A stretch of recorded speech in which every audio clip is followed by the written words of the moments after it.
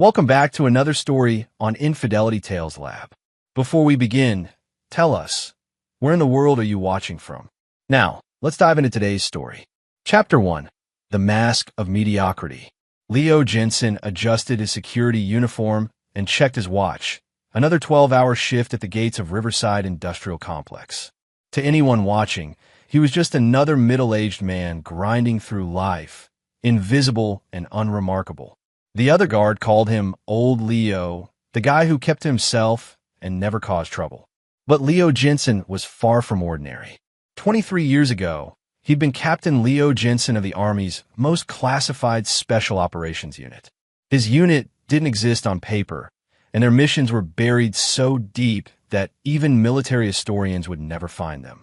When the government needed someone eliminated without a trace, when they needed intelligence extracted from impossible situations, when they needed a ghost who could walk through enemy territory and emerge without a fingerprint left behind, they called Leo's team.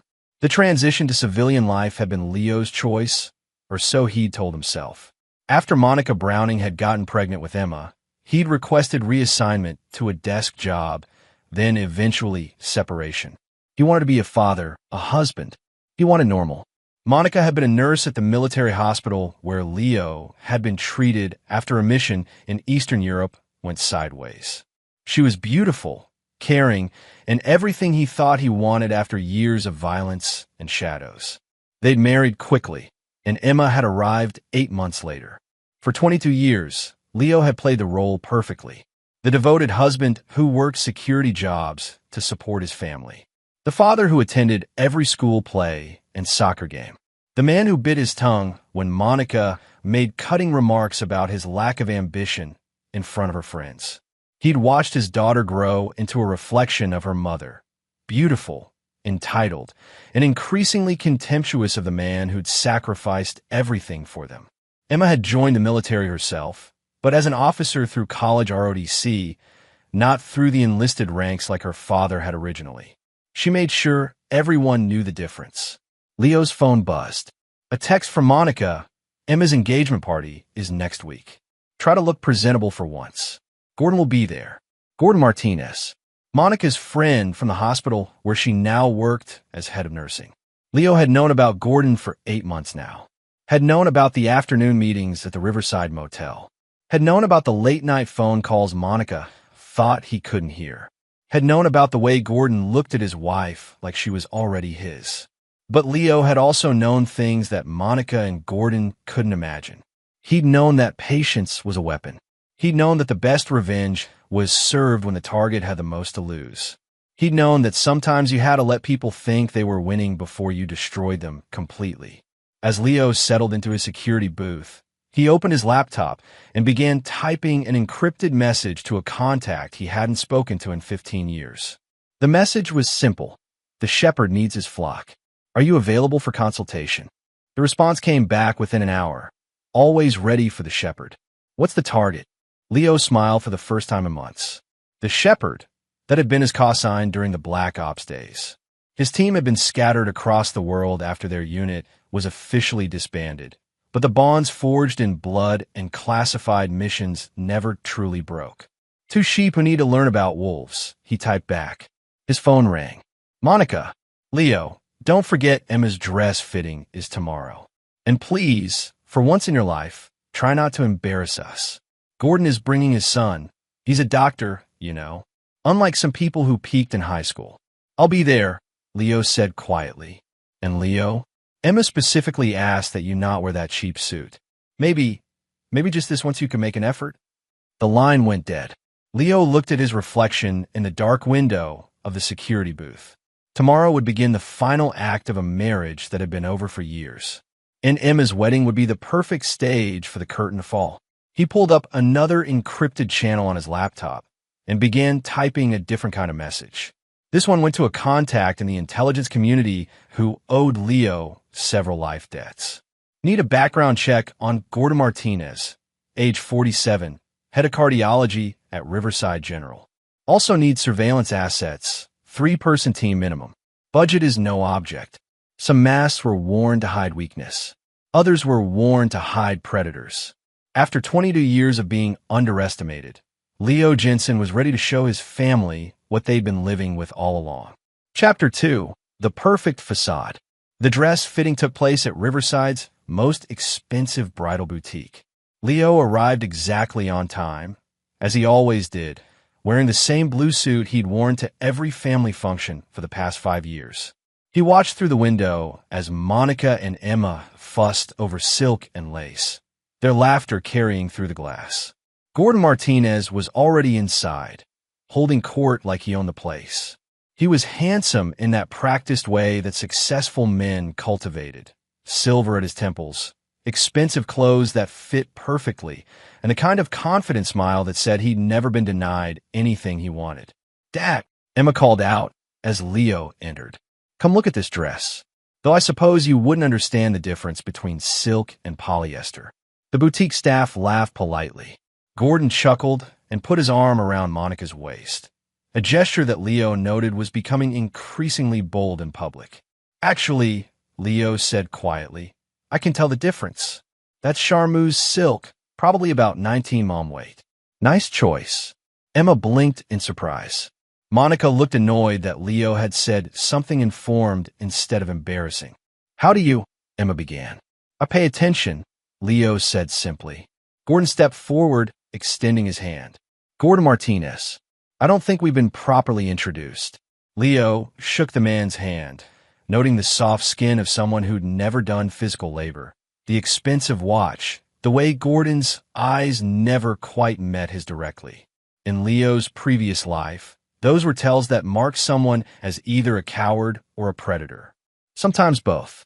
"Leo Jensen, I've heard a lot about you." "All good things, I hope," Gordon said with that practiced smile. "I'm sure they were," Leo replied, which could have meant anything at all. Monica appeared beside them, resplendent in a designer dress that cost more than Leo's monthly salary. "Gordon, you remember how I told you Leo works security? He's a gate guard at the industrial complex." There was that tone again, the one that made sure everyone understood that her husband was beneath them all. Leo had heard it so many times he'd stopped feeling the sting, but he'd never stopped cataloging each instance. "Security work is important," Gordon said with the kind of condescension reserved for children and the mentally impaired. "Someone has to watch the gates, right?" "Someone does," Leo agreed. Emma emerged from the dressing room in her wedding gown, and for a moment, Leo forgot about everything else. She was beautiful, radiant in the way brides were supposed to be. For just an instant, she looked like the little girl who used to fall asleep on his chest while he read her bedtime stories. "Oh, sweetheart," Monica breathed. "You look perfect." "Major Henry is going to lose his mind when he sees you," Gordon added. Emma beamed. "David's picking up his dress uniform today. Can you believe it? I'm going to be a major's wife." "Much better than being married to enlisted," Monica said, shooting a look at Leo. "Officers are a different class of people." Leo said nothing. He'd known plenty of officers during his military career. Some have been excellent leaders.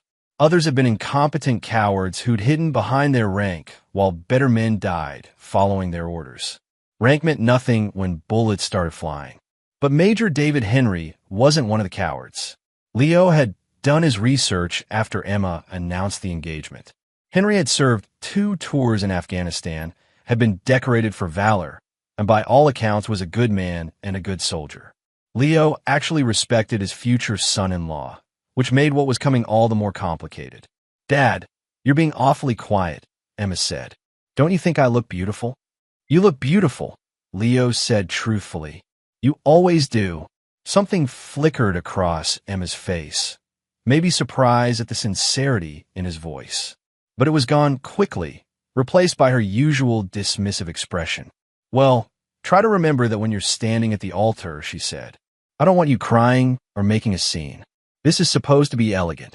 "I'll remember," Leo said.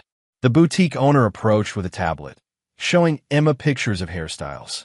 As the women crowded around the screen, Gordon sidled closer to Leo. "You know," Gordon said quietly, "Monica's mentioned that money's been tight for you guys. If you need help with the wedding expenses—" "We're fine," Leo said. "I just want Monica to be happy, you understand? She deserves the best."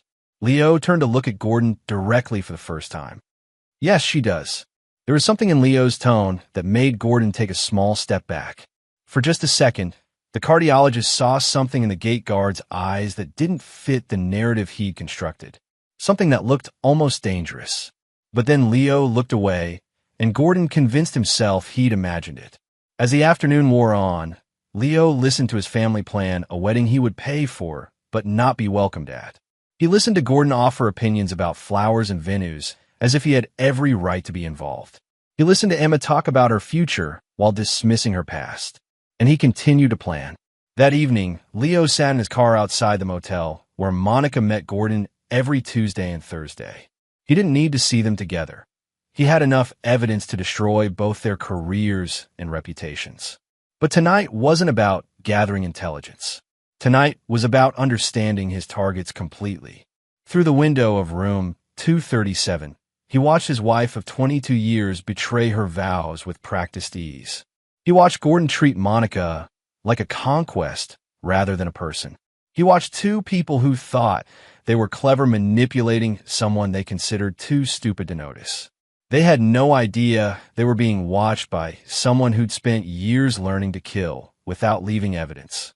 Leo's phone vibrated. A text from his intelligence contact. Martinez clean on surface. Digging deeper. Surveillance team in position tomorrow. Another text from a different contact. Shepard, heard you were active again. Need a nest. A nest. Safe house. Untraceable location. The kind of place where people could be taken for quiet conversations away from prying eyes. Not yet, Leo texted back. But soon. As Monica and Gordon finished their business inside the motel room, Leo started his car and drove home. He had a wedding to plan for, and everything had to be perfect. After all, you only got one chance to reveal who you really were. Chapter 3. The Wedding Day Revelation. The wedding took place at Riverside's most prestigious country club on a perfect October afternoon. Leo had paid for everything. The flowers, the catering, the band, the photographer, while listening to Monica and Emma complain about his cheap choices every step of the way. He stood at the altar in his rented tuxedo, watching Emma walk down the aisle on Gordon's arm. Monica had insisted that Gordon give her away, since he's more of a father figure anyway. Leo had agreed without argument, which had surprised everyone. Major David Henry looked magnificent in his dress blues. The young man had tried to talk to Leo several times during the engagement, but Emma and Monica had always interrupted, steering the conversation away from the embarrassing father of the bride. The ceremony proceeded flawlessly. Emma and David exchanged vows that spoke of honor, fidelity, and lifelong commitment. Leo listened to every word, thinking about the irony of his daughter pledging faithfulness while her mother's lover stood where her actual father should have been. During the reception, Leo watched his family celebrate without him. He sat at a table in the back with Monica's elderly relatives, the ones who weren't important enough to sit closer to the head table. Monica held court at the main table with Gordon beside her, both of them glowing with the satisfaction of people who thought they'd gotten away with something. Emma danced with her new husband, then with Gordon, then with a stream of young officers who all looked at Leo with polite dismissal when introductions were made. To them, he was just the gate guard who'd somehow produced this beautiful, accomplished woman. Ladies and gentlemen, the DJ announced, it's time for our traditional father-daughter dance. However, I'm told we'll be doing something a little different tonight. The bride has asked her mentor and family friend, Dr. Gordon Martinez, to have this honor instead. The crowd applauded as Gordon led Emma to the dance floor. Leo remained seated, watching his daughter smile up at the man who was sleeping with her mother. Monica beamed from the head table, recording everything with her phone. After the dance, Emma took the microphone for her speech. I want to thank everyone for being here today, she began, radiant in her designer gown. Dave and I are so grateful for all your love and support. I especially want to thank my mother, who taught me that a woman should never settle for less than she deserves. Applause. Monica dabbed at her eyes with a handkerchief. And I want to thank Gordon Martinez, who's been like a real father to me. He's shown me what a successful man looks like, what a woman should expect from a partner. More applause. Gordon stood and bowed slightly, playing the humble hero. Emma paused, her gaze finding Leo in the back of the room. My biological father is here too, of course. He's just a gate guard. But I suppose everyone has to come from somewhere, right? The room erupted in laughter. Some guests turned to look at Leo with amused pity. Monica smiled and whispered something to Gordon, who chuckled and shook his head. I mean, who would want him? Emma continued, drunk on attention and champagne. He's never accomplished anything. Never been anywhere. Never been anyone important. The laughter grew louder. Leo sat perfectly still, his hands folded in his lap. Let's be honest, Monica called out from the head table, her own voice carrying clearly in the momentary quiet. He's the shame of this family. The room went completely silent for a moment, then exploded in shocked laughter and gasps. Some guests looked uncomfortable with how far the mockery had gone, but most seemed to think it was all in good fun. Major David Henry stood up abruptly, his face flushed with anger and embarrassment. That's enough, he said firmly. But Emma was on a roll, feeding off the crowd's energy. Oh, David, it's fine. Everyone knows the truth. My father is nobody special. Actually, Major Henry interrupted, his voice cutting through the laughter like a blade. He's the most decorated soldier I've ever met. The room went quiet again, but this time the silence felt different. Heavier. Emma blinked in confusion. What are you talking about? Major Henry looked directly at Leo, and for the first time all evening, Leo looked back. There was recognition in the young officer's eyes, the kind that passed between warriors who'd walked similar paths.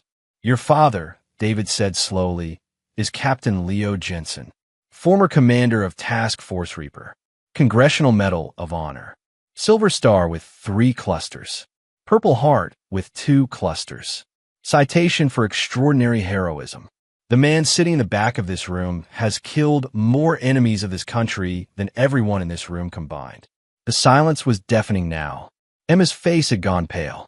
Monica looked like she'd been slapped. That's impossible, Gordon said, his voice cracking slightly.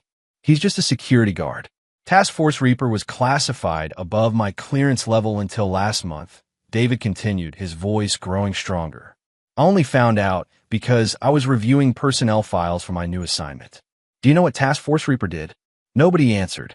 They were ghosts, deep insertion specialists, the men who went places that didn't exist to eliminate threats that were never supposed to be there. They saved more American lives than anyone will ever know, and they did it without any recognition or glory.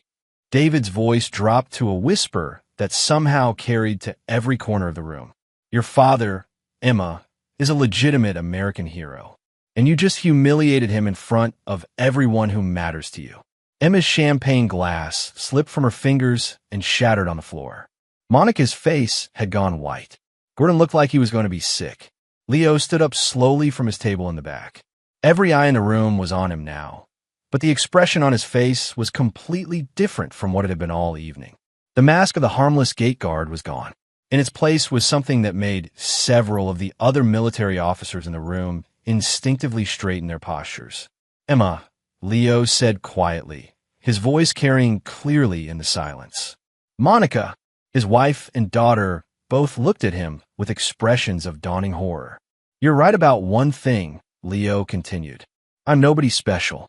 I'm just a man who spent the last 22 years watching his family grow to hate him for being exactly what they asked him to be. He started walking toward the head table, and people moved out of his way without conscious thought. But you're wrong about something else, he said. You think I don't know about you and Gordon, Monica? You think I don't know about the motel, the lies, the way you've been planning to leave me once Emma was settled? Monica gasped.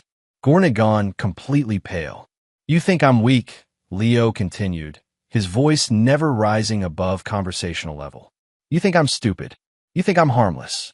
He stopped directly in front of the head table, looking at his wife and daughter with eyes that several combat veterans in the room recognized all too well. You have no idea what I am, Leo said, but you're about to find out. Emma fainted. Monica grabbed Gordon's arm like she was drowning. Major David Henry stood at attention and saluted the man he now knew had taught him everything about being a soldier without ever saying a word. And Leo Jensen, the real Leo Jensen, smiled for the first time in 22 years. Chapter 4. The Reckoning Begins. The wedding reception collapsed like a house of cards after Emma fainted.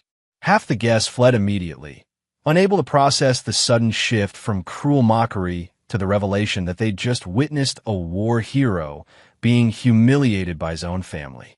The other half lingered, drawn by the kind of morbid fascination that attends car crashes and public executions.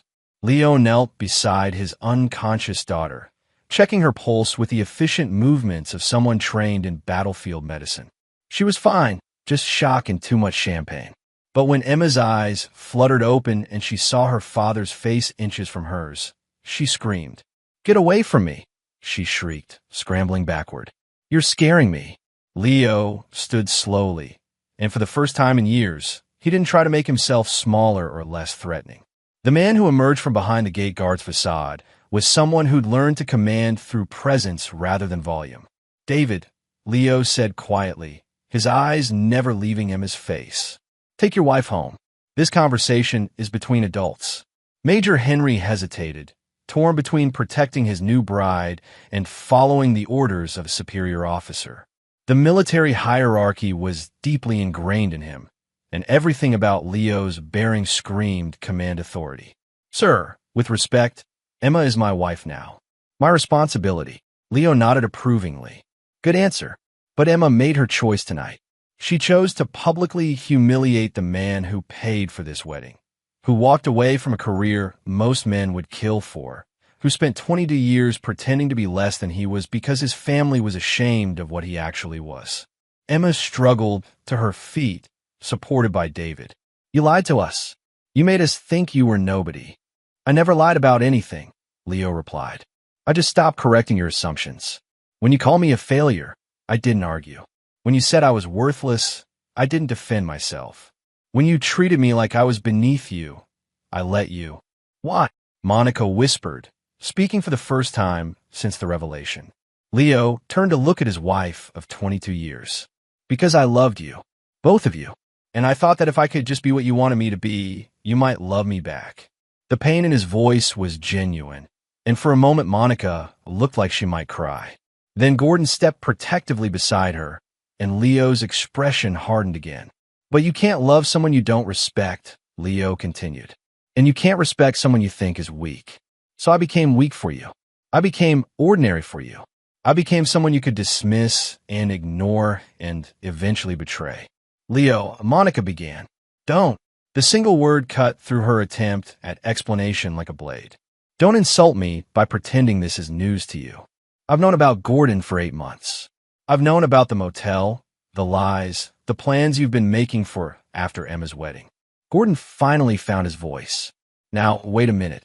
Leo looked at him, and whatever Gordon saw in that gaze made him step backward. "Dr. Martinez, we need to talk." "I don't think that's necessary," Gordon said, his voice higher than normal. "I wasn't asking." The words were spoken quietly, but there was something in Leo's tone that made it clear this wasn't a request. Several of the remaining guests had phones out, recording everything. Social media would be buzzing within the hour. "This is my daughter's wedding," Monica said desperately. "Can't we discuss this privately?" "Your daughter's wedding ended when she decided to humiliate her father for the entertainment of strangers," Leo replied. "What happens now is something else entirely." Emma was crying now, clinging to David's arm. "I didn't know. How was I supposed to know?" "You weren't supposed to know what I'd done," Leo said. "You were supposed to know who I was. But you never bothered to find out, did you? Neither of you ever asked me about my past, my dreams, my experiences. You just decided I was boring and worthless and left it at that." The truth of it hit Emma like a physical blow. She realized that she couldn't remember a single conversation with her father about his life before she was born. She'd never asked because she'd never thought there was anything worth knowing. "I want to go home," she whispered. "This is your home now," Leo said, gesturing to David. "With your husband. The man who actually honored you tonight by defending your father when your own family wouldn't." David straightened. "Sir, I'd like to speak with you privately when this is over. There are questions I have." "I like that," Leo said. "You're a good man, David. Take care of my daughter. She's going to need you in the days ahead." "What's that supposed to mean?"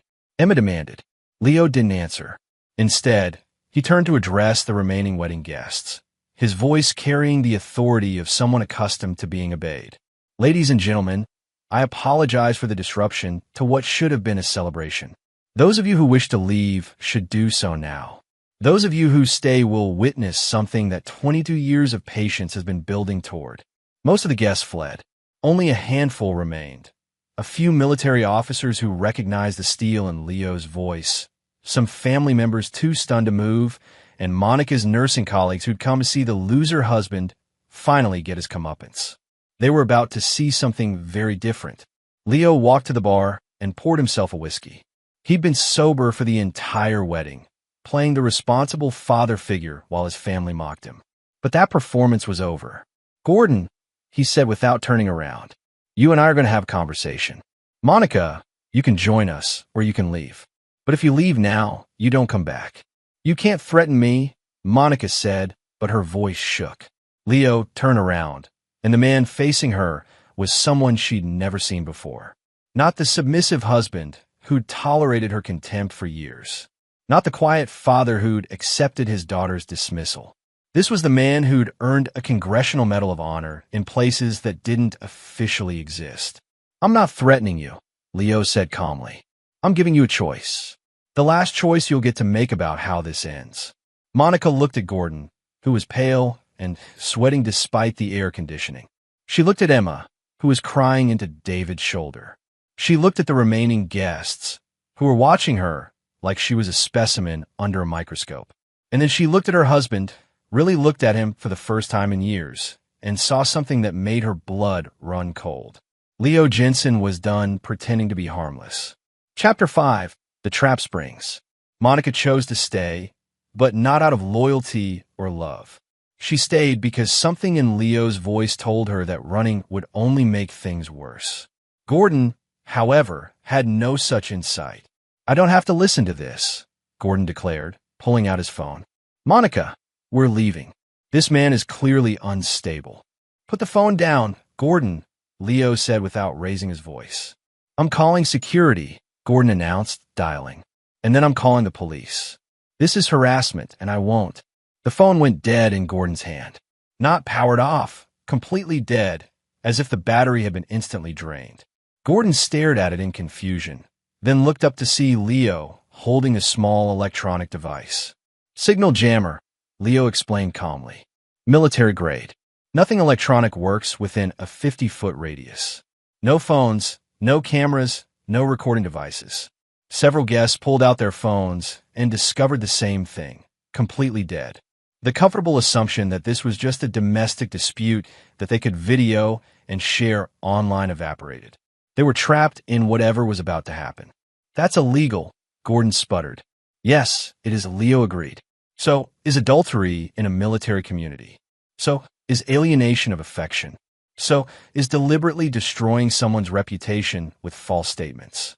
He walked closer to Gordon, who backed up until he hit the wall. "But we're not talking about legality anymore, are we? We're talking about consequences." "Leo, please," Monica said desperately. "Let's just go home and talk about this privately." "We had 22 years to talk privately," Leo replied. "You chose to spend that time with Gordon instead. So now we'll talk publicly." He gestured to the few remaining guests.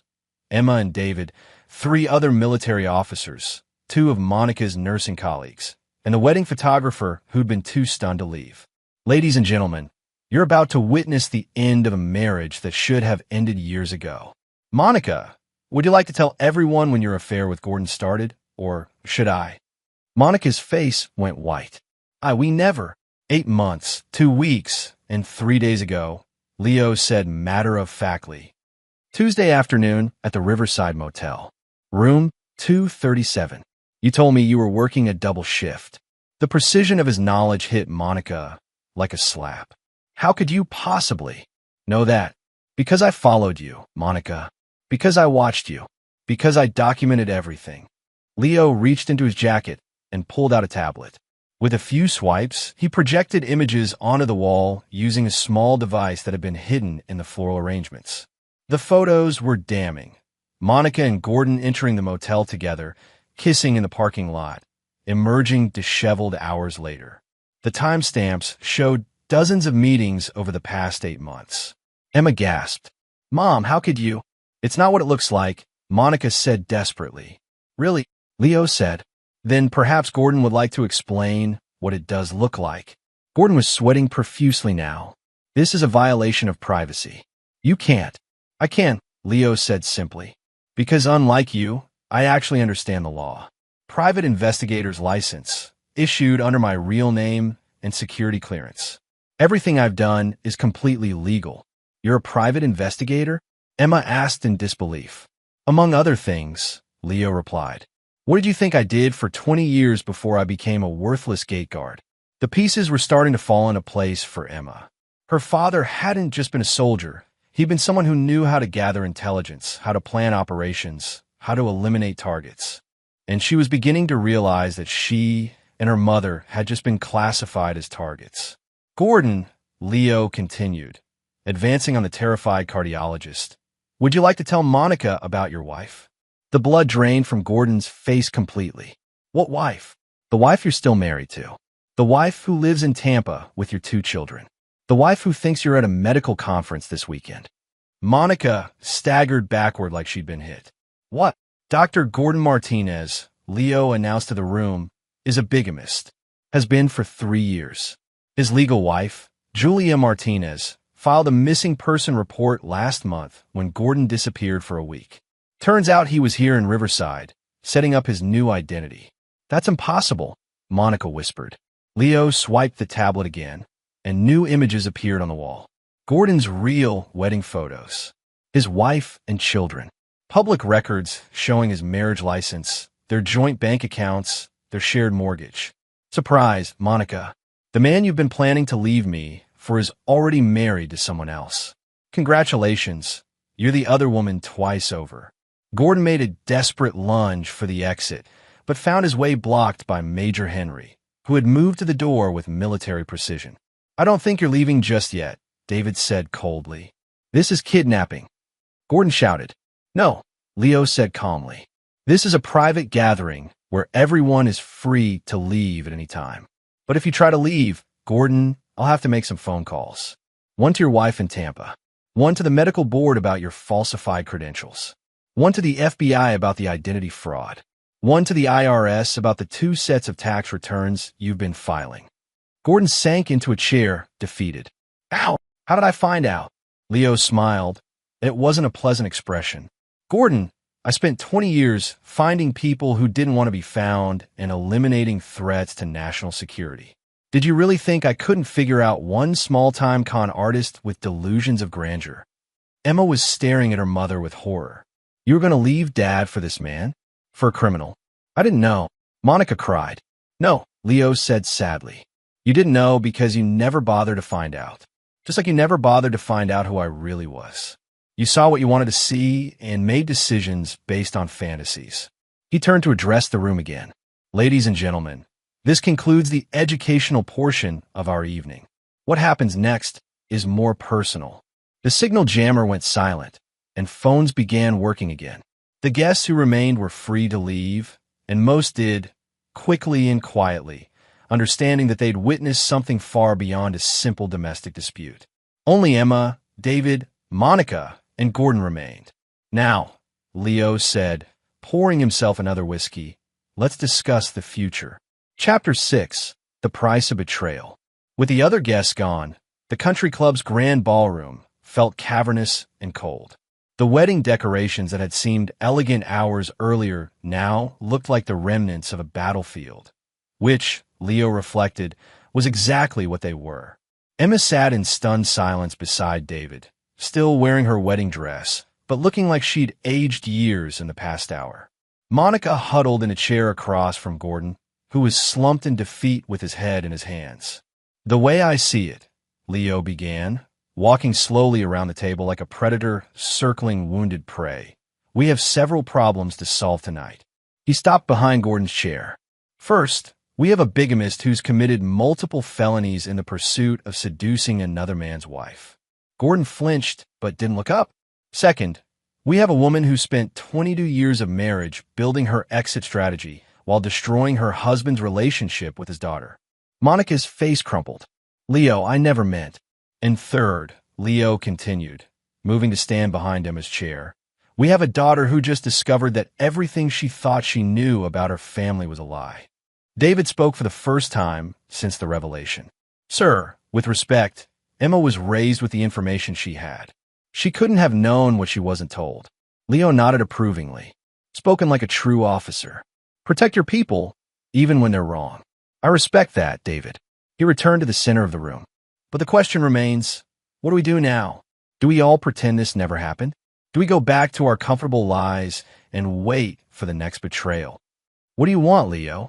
Monica asked quietly. What do I want? Leo laughed, but there was no humor in it. 22 years ago, I wanted a family.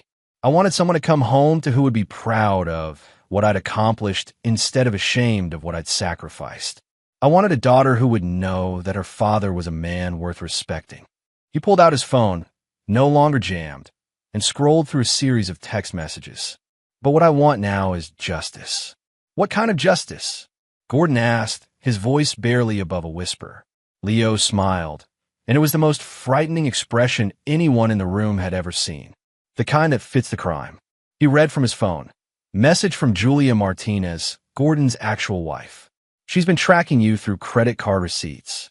She knows about the fake medical conference. She knows about the Riverside Motel. And she's driving here tonight with her divorce attorney and a very angry FBI agent who happens to be her brother. Gordon's head snapped up. That's impossible. How would she know? Because I told her, Leo said simply. About an hour ago, right after I sent copies of all your financial records to the medical board and the IRS. You bastard, Gordon snarled, jumping to his feet. The change in Leo was instantaneous. The mild-mannered gate guard vanished completely, replaced by something that made Gordon freeze mid-step. Leo didn't move, didn't raise his voice, didn't make any threatening gesture. But suddenly the air in the room felt dangerous. Sit down, Leo said quietly. Gordon sat. Monica, Leo continued, his voice returning to conversational tones. I've also taken the liberty of informing your nursing supervisor about your extended lunch breaks and suspicious scheduling patterns. Apparently, having an affair on hospital time is grounds for dismissal. Monica gasped. You didn't. My career. Your career is the least of your problems, Leo interrupted. I've also filed for divorce. Papers were served to your sister this afternoon, along with copies of all the evidence. The story will be all over Riverside by tomorrow morning. Dad, Emma said shakily, this is going too far. Leo turned to look at his daughter, and for a moment his expression softened. Is it Emma? Is destroying the people who betrayed me going too far? Tell me, what would be appropriate justice for 22 years of humiliation? Emma had no answer. Here's what's going to happen, Leo announced. Gordon, you're going to walk out that door and drive straight to the police station, where you're going to confess to bigamy, identity fraud, and tax evasion. If you cooperate fully, I'll make sure Julia knows you came clean voluntarily. And if I don't, Gordon asked, then the FBI will arrest you at the airport when you try to run, Leo said matter-of-factly. I've already flagged your passport. There's nowhere you can go that I can't find you. Gordon stared at him in horror. Who are you? I'm the man whose life you tried to steal, Leo replied. The man whose wife you seduced with lies and false promises. The man whose family you helped destroy. He turned to Monica. You have a choice. You can contest the divorce and spend the next 2 years having every detail of your affair broadcast in court proceedings, or you can sign the papers quietly and disappear with whatever dignity you have left. Where am I supposed to go? Monica whispered. Anywhere but here, Leo said coldly. You burned this bridge tonight, Monica. There's no going back. Emma finally found her voice. And what about me? What about your daughter? Leo's expression grew infinitely sad. What about you, Emma? You made it clear tonight that you're ashamed of me, that you think I'm worthless, that you wish Gordon was your father instead of me. I didn't mean. Yes, you did, Leo interrupted gently. And that's your right. You're an adult, a married woman, an officer in the United States Army. You don't need a father you're embarrassed by. Tears streamed down Emma's face. I'm sorry. I didn't know. If I had known. If you had known what? That I was worth respecting? That I had accomplished things? That I had sacrificed everything I was for your happiness? Leo shook his head. Emma, I didn't need you to know what I'd done. I needed you to love me for who I was. And you couldn't do that. David stood up suddenly. Sir, with all due respect, Emma is my wife now. Whatever happens between you and her mother, she shouldn't be punished for mistakes she made based on incomplete information. Leo studied the young officer for a long moment. What are you suggesting, Major? I'm suggesting that Emma deserves a chance to know her real father, to build a relationship based on truth instead of assumptions. And if she doesn't want that chance, David looked at Emma, who was crying silently. Then that's her loss. But she should have the opportunity to choose. Leo nodded slowly. Very well. Emma, you have a choice. You can come with Monica and Gordon into whatever exile they've chosen for themselves. Or you can stay and learn who your father really is. Emma looked at her mother, then at Gordon, then at her new husband. Finally, she looked at Leo with eyes that saw him clearly for the first time in years. I choose you, she whispered. I choose my real father. For the first time all evening, Leo's smile was genuine. Then we'll start over. All of us. But first, he turned back to Gordon and Monica. You have 10 minutes to leave this building before Julia Martinez arrives with the FBI. I suggest you use that time wisely. As Gordon and Monica fled into the night, Leo looked around the ruined wedding reception and felt something he hadn't experienced in 22 years. Peace. Chapter 7. The Hunter Emerges. 3 days after the wedding disaster, Leo sat in his security booth at the industrial complex, but he wasn't watching the gates. He was monitoring multiple computer screens showing surveillance feeds from across Riverside. His simple gate guard persona had been the perfect cover for activities that required anonymity and access to overlooked locations. His phone buzzed. A text from David. Sir, we need to talk. Something's wrong with Emma. Leo had been expecting this call. The psychological aftermath of having your entire worldview shattered didn't resolve itself in 3 days. He'd seen it in soldiers who discovered their commanders had been lying to them, in civilians who learned their governments had betrayed them. Where? Leo texted back. Our apartment. Emma won't leave the bedroom. Leo closed down his monitors and locked the security booth. His replacement wouldn't arrive for 6 hours, but that was someone else's problem now. He'd already submitted his resignation, effective immediately. 20 minutes later, Leo stood outside David and Emma's apartment. When David opened the door, Leo was struck by how much the young officer had aged in just 3 days. The confident soldier who'd stood up at the wedding reception looked exhausted and defeated. She won't eat, David said without preamble. Won't talk. Just stares at the wall and cries. I don't know how to help her. Leo nodded. Post-traumatic stress. She's processing the collapse of everything she thought was real. Where is she? Bedroom. She won't see anyone. I've tried calling in sick for her, but she's supposed to report to her new assignment next week. Leo walked through the apartment, noting the wedding gifts still in boxes, the flowers already wilting. It looked like a life interrupted, which was exactly what it was. He knocked on the bedroom door. Emma, it's your father. Go away, came the muffled reply. I'm coming in. Leo opened the door to find Emma curled up on the bed in pajamas, surrounded by tissues and looking like she hadn't slept since the wedding. She looked up at him with red, swollen eyes. I ruined everything, she whispered. Leo sat on the edge of the bed, and for the first time in years, Emma didn't flinch away from him. No, you didn't. You made mistakes based on information you were given by people you trusted. I humiliated you in front of everyone. I called you worthless.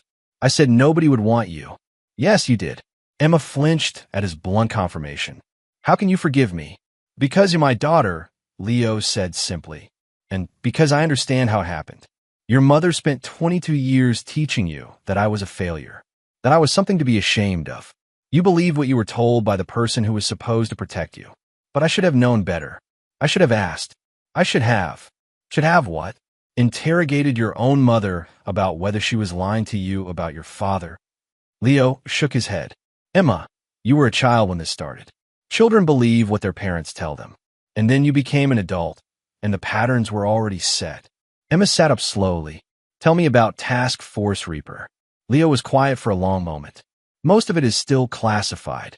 What I can tell you is that we went places where American soldiers weren't supposed to be and did things that never officially happened. Did you kill people? Yes. A lot of people. Enough. Emma studied her father's face. Do you regret it?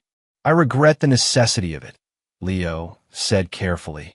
But no, I don't regret protecting my country and my fellow soldiers. I don't regret stopping people who would have killed innocent Americans if they'd been allowed to succeed.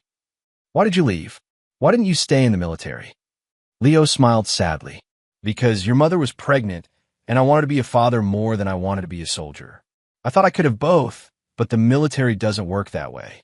Not for special operations. So you gave it all up. For us. For the family I thought we could be. Emma was crying again, but this time it wasn't from self-pity. I wasted it. I wasted your sacrifice. I threw it away because I was ashamed of you. No, Leo said firmly. You didn't waste anything. You became an officer. You married a good man. You built a life. The fact that you didn't appreciate where you came from doesn't diminish what you accomplished. But I hurt you. For years, I hurt you. Leo reached out and took his daughter's hand. Emma, do you want to know the truth? It did hurt. Every dismissive comment, every eye roll, every time you acted embarrassed to be my daughter, it cut deep. But it never made me stop loving you. Ow! Because love isn't conditional on being appreciated. Love is choosing to care about someone even when they don't care about you back. Emma squeezed his hand. I want to know you. The real you. I want to understand who my father actually is. That's going to take time, and it's going to be difficult. The man I really am isn't the gentle, harmless person you grew up with. I'm harder than that. More dangerous than that. Show me, Emma said. Leo studied her face. Are you sure? Once you see who I really am, you can't unsee it. I'm sure. Leo stood up. Get dressed. Combat fatigues if you have them. We're going to the range. An hour later, Leo and Emma stood at a private shooting range 30 miles outside Riverside. Leo had changed out of his security uniform and into black tactical gear that made him look like a completely different person. Emma watched in amazement as her father assembled a sniper rifle with the fluid efficiency of someone who'd done it thousands of times. His hands moved without conscious thought, muscle memory guiding each motion. Remington 700, Leo said as he worked. Modified for long-range precision. Not military issue, but close enough. How far can you shoot with that? Accurately? About 1,000 yards in good conditions. Emma swallowed hard. Have you ever with people? Yes. Leo finished assembling the rifle and handed Emma a smaller weapon, a standard military sidearm. Let's see what you remember from officer training. For the next 2 hours, Leo put Emma through shooting drills that pushed her skills far beyond anything she'd learned in the military. He moved like liquid violence, transitioning between positions and weapons with deadly grace. Again, he said after Emma missed a difficult shot. Feel the trigger break. Don't jerk it, caress it. Emma tried again and hit the target dead center. Better. Again. By the end of the session, Emma was shooting at a level that would have impressed her military instructors. But more importantly, she was beginning to understand what her father was. This is what you did? She asked as they packed up the weapons. You were a sniper? Among other things. Sniper, infiltration specialist, close quarters combat expert, intelligence operative. I was trained to be a complete weapon. Emma looked at her father with new eyes. And you gave all this up to work security jobs? I gave it up to be your father, Leo corrected. But Emma, you need to understand something. I never stopped being what I was trained to be. I just put that part of myself away. Until now. Until now. As they drove back toward town, Emma was quiet for a long time. Finally, she spoke. What happened to Mom and Gordon? Gordon turned himself in to the FBI yesterday. He's looking at federal charges for bigamy and fraud. His real wife filed for divorce and is seeking full custody of their children. And Mom, Monica moved in with her sister in Phoenix. She signed the divorce papers without contesting them. Emma nodded. Do you think there's any chance you might forgive her someday? Leo was quiet for a moment. Emma, your mother didn't just betray our marriage. She spent 22 years systematically destroying my relationship with you. She taught you to be ashamed of me, to see me as worthless, to wish I was someone else. But if she apologized, Some things can't be apologized away, Leo said firmly. Some betrayals cut too deep. Some damage is permanent. Emma absorbed this. And me? Can you forgive me? Leo reached over and squeezed her hand. You don't need my forgiveness, Emma. You need to forgive yourself. And then you need to decide who you want to be moving forward. I want to be your daughter, Emma said quietly. Your real daughter, not the version Mom created. Then that's who you'll be. As they pulled into David and Emma's apartment complex, Leo's phone rang. The caller ID showed a number he hadn't seen in 15 years. Shepard, said a voice from his past. We have a problem. Leo's expression hardened. What kind of problem? The kind that requires old skills. Can you talk? Leo looked at Emma, who was watching him with curious eyes. I'll call you back in 10 minutes. After he hung up, Emma asked, Is everything okay? I don't know yet, Leo replied. But Emma, you wanted to know who your father really is. You might be about to find out more than you bargained for. Chapter 8. Ghost from the Past. Leo called back his former teammate from the parking lot of Emma's apartment building. The voice that answered belonged to Carrie Graves, who'd been Task Force Reaper's communications specialist and Leo's closest friend during their operational years. Carrie, it's been a long time, Leo said. Not long enough, Shepard. Listen, we have a situation. 3 of our old team members are dead. Leo felt ice form in his stomach. Ow! Professional hits. Made it look like accidents, but I know the signatures. Someone's hunting us, Leo. Someone who knows our real identities. Who else is left? You, me, Dave Atkins, and Lance Sweeney. That's it out of the original 8-man team. Leo did the math quickly. Half their unit was dead, killed by someone who knew intimate details about classified operations that were supposed to be buried forever. Where are you now? Leo asked. Safe house in Montana. Dave and Lance are here with me. We need to meet, Leo. Whoever's doing this won't stop until we're all dead. Why now? It's been 15 years since the unit was disbanded. That's what we need to figure out. Can you get here? Leo looked up at the apartment building where his daughter was trying to rebuild her life with her new husband. It's complicated. I have family now. I know about the wedding, Carrie said. Saw the video online. Congratulations on finally taking the mask off. You saw that. Half the internet saw it. War hero reveals truth at daughter's wedding has been trending for 3 days, which might be why someone's targeting us now. The implications hit Leo like a sledgehammer. By revealing his true identity publicly, he might have exposed not just himself, but his entire former unit to whoever was hunting them. Shit, Leo muttered. Yeah, can you get here or not? Leo looked up at the apartment again, then made his decision. Give me the address. I'll be there tomorrow. Leo, come armed, and watch your back. Whoever this is, they're good. After hanging up, Leo sat in his car for a long moment, weighing his options. He could ignore Carrie's call, stay in Riverside, and hope that whoever was hunting his former teammates wouldn't find him. But that would mean living in hiding again, and he was done with hiding. More importantly, it would mean putting Emma and David in danger if the hunters did find him.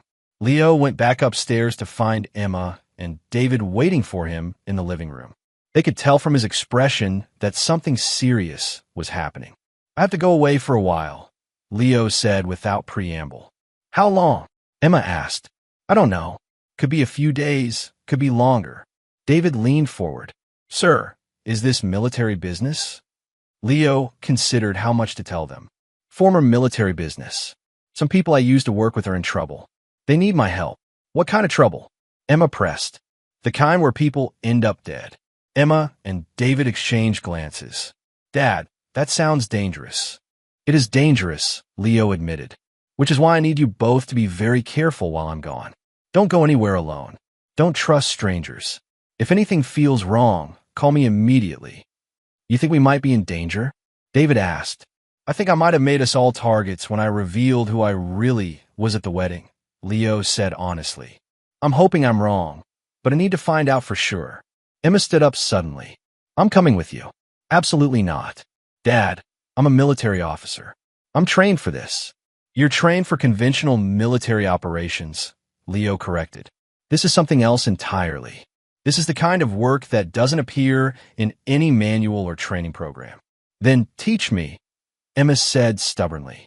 Leo looked at his daughter, really looked at her. 3 days ago, she'd been a spoiled young woman who thought her father was worthless. Now she was volunteering to walk into danger to help him. The transformation was remarkable. Emma, you're not ready for this. And I won't risk losing you after I just got you back. And I won't risk losing you after I just found out who you really are. Emma shot back. David cleared his throat. Sir, if I may suggest a compromise, what if Emma and I relocated temporarily while you handle this situation? Somewhere secure, out of the way, but where we could provide backup if needed. Leo considered this. It would get them out of immediate danger while keeping them close enough to help if things went badly. There's a safe house about 50 miles from where I need to go, he said finally. Military-grade security, completely off the grid. You could stay there while I deal with this. And if you need us? Emma asked. I'll call. Within hours, Leo had made arrangements for Emma and David to be transported to a secure facility in Montana while he drove separately to meet with his surviving teammates. As he packed his gear, weapons and equipment he hadn't touched in years, Leo felt the familiar surge of adrenaline that came with preparing for combat. The gate guard was gone forever. The man who emerged from that chrysalis was someone far more dangerous. Leo's phone buzzed with a text from an unknown number. We know who you are now, Shepard. We know where you live. We know about your family. Come alone, or they die too. Leo stared at the message for a long moment, then typed back. Who is this? The response came immediately. Someone you should have killed when you had a chance. Leo's blood ran cold. The message could only mean one thing. Someone from his past operations had survived. Someone who'd spent years planning revenge against the team that had destroyed their organization. He quickly called Carrie back. Change of plans. I'm being hunted too. Someone just threatened my family. Jesus, Leo. Any idea who? Someone we left alive who shouldn't have been left alive. That's a long list. Yeah, but whoever it is, they just made a mistake. What mistake? Leo checked his weapons one final time, his voice dropping to the deadly calm tone that his enemies had learned to fear. They threatened my daughter. Chapter 9. The Shepherd's Return. The Montana safe house was a fortress disguised as a hunting lodge, built into the side of a mountain with sight lines for miles in every direction. Leo arrived after a 15-hour drive to find Carrie Graves, Dave Atkins, and Lance Sweeney waiting for him with enough weapons to equip a small army. Shepard, Carrie said, embracing his former commander. Good to see you, even under these circumstances. Leo looked around at his surviving teammates. They'd all changed in the 15 years since Task Force Reaper disbanded, but the essential core of each man remained. These were people he'd trusted with his life in the world's most dangerous places. Bring me up to speed, Leo said. Dave Atkins, their former explosives expert, pulled out a tablet showing surveillance footage. Marcus Webb, killed in a car accident in Denver 3 weeks ago. Brake lines cut, but the local police wrote it off as mechanical failure. Owen Compton, heart attack in his sleep in Chicago 2 weeks ago, Lance added. Except the coroner found microscopic puncture wounds consistent with poison injection. And Kirk Bruce, hiking accident in Colorado last week, Carrie finished. Fell off a cliff that he'd climbed dozens of times before. No witnesses, no explanation. Leo studied the photos of his dead teammates. Professional work. Whoever's doing this knows our capabilities and our weaknesses. There's more, Carrie said grimly. Each of them received the same message before they died. Same as the one you got about your family. Someone we should have killed when we had the chance, Leo repeated. Any ideas? Too many, Dave said. We took down a lot of organizations over the years. Could be anyone who survived and held a grudge. Leo's phone rang. Emma, Dad, we're secure at the location you sent us to. But David's been analyzing the threat message you received. He thinks he recognizes the phrasing. Put him on speaker. David's voice came through clearly. Sir, the phrase when you had the chance is specific military terminology. It suggests someone with formal training, possibly special operations background. That doesn't narrow it down much, Lance said. Actually, it does, Leo said slowly. How many operations did we conduct where we had targets we chose not to eliminate? The room went quiet as the four men thought back through their classified missions. The Bratva operation in Romania, Carrie said finally. We were ordered to extract the arms dealer, not kill him. In the cartel infiltration in Colombia, Dave added, we could have eliminated their leadership, but intelligence wanted them alive for interrogation. But the one that always bothered me, Lance said quietly, was Budapest. Leo's face hardened. Alejandro Thomas. The name hung in the air like a curse. Alejandro Thomas had been a rogue CIA operative selling classified information to the highest bidders. Task Force Reaper had been sent to eliminate him. But when they'd cornered Thomas in a Budapest safe house, they discovered he had hostages, 3 American aid workers.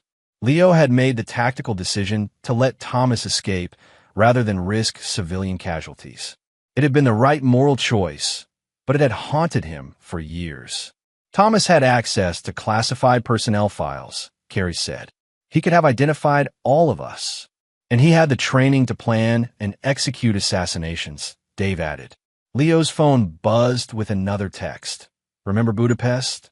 Shepard? Remember the choice you made? Now you get to make another one. Come to the place where it all began, where your daughter learns what it feels like to fall from a great height. That's him, Leo said grimly. Thomas is in Budapest, and he has surveillance on Emma. How is that possible? Carey asked. She's in a secure facility. Leo was already moving toward his gear. Because Thomas was CIA. He knows about our safe houses. He's been planning this for 15 years. So what's the play? Lance asked. You 3 stay here and coordinate with the security team protecting Emma and David. I'm going to Budapest. The hell you are, Carey said. We go together or not at all. This is my family he's threatening. And we're your team, Dave said firmly. Task Force Reaper doesn't leave anyone behind. Leo looked at his 3 surviving teammates and felt a surge of gratitude that he hadn't experienced in years. These men were willing to walk back into hell with him, just like old times. All right, he said, but we do this right. No cowboy shit, no unnecessary risks. We go in fast, clean, and quiet. Thomas dies, and we all come home. Just like Budapest, Carey said, except this time we finish the job. Just like Budapest, Leo agreed. Except this time I don't choose mercy. 12 hours later, Task Force Reaper was wheels up on a private jet bound for Hungary. Leo stared out the window as they crossed the Atlantic, thinking about the young CIA operative he'd spared 15 years ago and the monster that mercy had created. Some mistakes took decades to correct. But Leo Jensen, the real Leo Jensen, the shepherd, the man who'd earned a Congressional Medal of Honor in places that didn't officially exist, was finally going to set things right. The gate guard was dead. The ghost was returning to finish what he'd started. And this time, there would be no mercy for anyone who threatened his family. As the plane banked toward European airspace, Leo checked his weapons one final time and smiled. Alejandro Thomas thought he was hunting a man who'd grown soft in civilian life. He was about to discover that some predators never lost their edge. They just learned to hide it better. Epilogue. New beginnings. 6 months later, Leo Jensen stood in the kitchen of his new house, a modest 2-story home with excellent sight lines and multiple exit routes, chosen with the tactical awareness that would never fully leave him. The official report stated that Alejandro Thomas had died in a gas explosion at his Budapest safe house, along with 3 unidentified associates. There was no mention of Task Force Reaper. Emma knocked on the door and entered without waiting for permission, a habit she developed since Leo had returned from Europe. She wore civilian clothes now. She'd resigned her commission to take a position with a private security firm that specialized in protecting corporate executives with government contracts. "Morning, Dad," she said, kissing his cheek as she poured herself coffee. "David's running late. He had an early briefing at the base." "How's married life treating you?" Leo asked. "Better now that I'm not ashamed of my father," Emma replied with a smile.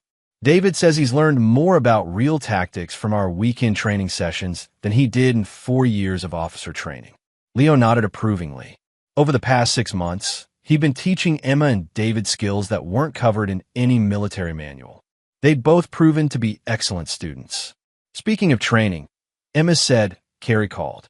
"He wants to know if you're interested in that consulting contract." After Budapest, Leo's former teammates had started a private military consulting firm. They offered services to governments and corporations that needed problems solved quietly and efficiently. It was lucrative work, though not always legal. I'm considering it, Leo said, but only on a part-time basis. I want to be available for my family. Emma smiled. Your real family. My real family. The divorce for Monica had been finalized 3 months earlier. She'd taken nothing except her personal belongings and had disappeared into her new life in Phoenix. Leo had heard through mutual acquaintances that she was working at a small clinic and living alone in a studio apartment. He felt no satisfaction in her downfall, but he felt no sympathy either. Gorda Martinez had been sentenced to 8 years in federal prison for bigamy, fraud, and identity theft. His actual wife had moved to another state with their children and changed their names. Leo never thought about Gordon at all. Dad, Emma said carefully, there's something I want to ask you. Ask. Do you ever regret it? Giving up your military career to try to be a normal father? Leo considered the question seriously. I regret the years we lost. I regret that it took a public humiliation for you to see who I really was. But I don't regret trying to give you a normal childhood. Even though it didn't work. It did work, Emma. You became a strong, intelligent, capable woman.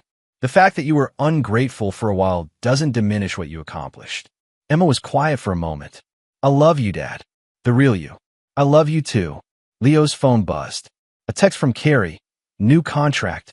High-value target in Eastern Europe. Interested, Leo looked at his daughter, who was reading the message over his shoulder. What do you think? He asked. I think, Emma said slowly, that the world needs people like you. People who can do the things that others can't or won't do. Even if those things are illegal. Especially if they're illegal, Emma said firmly. Some problems can't be solved through official channels. Leo smiled and typed back to Carrie. Send me the details. As Emma headed out to meet David for lunch, Leo walked to his study and opened a secure filing cabinet. Inside were mementos from his years with Task Force Reaper, photos, commendations, and mission reports that officially didn't exist. But at the front of the collection was something new, a photo from Emma's second wedding reception. Not the elaborate country club disaster, but the small, intimate ceremony she and David had held after returning from Montana. In the photo, Emma was dancing with her father while David watched with obvious approval. She was smiling genuinely, proudly, as she introduced Leo to her military friends as my father, the war hero. It had taken 22 years, but Leo finally had the family he'd always wanted. A daughter who respected him, a son-in-law who understood him, and a future that held possibilities instead of regrets. The gate guard was gone forever. The shepherd had returned.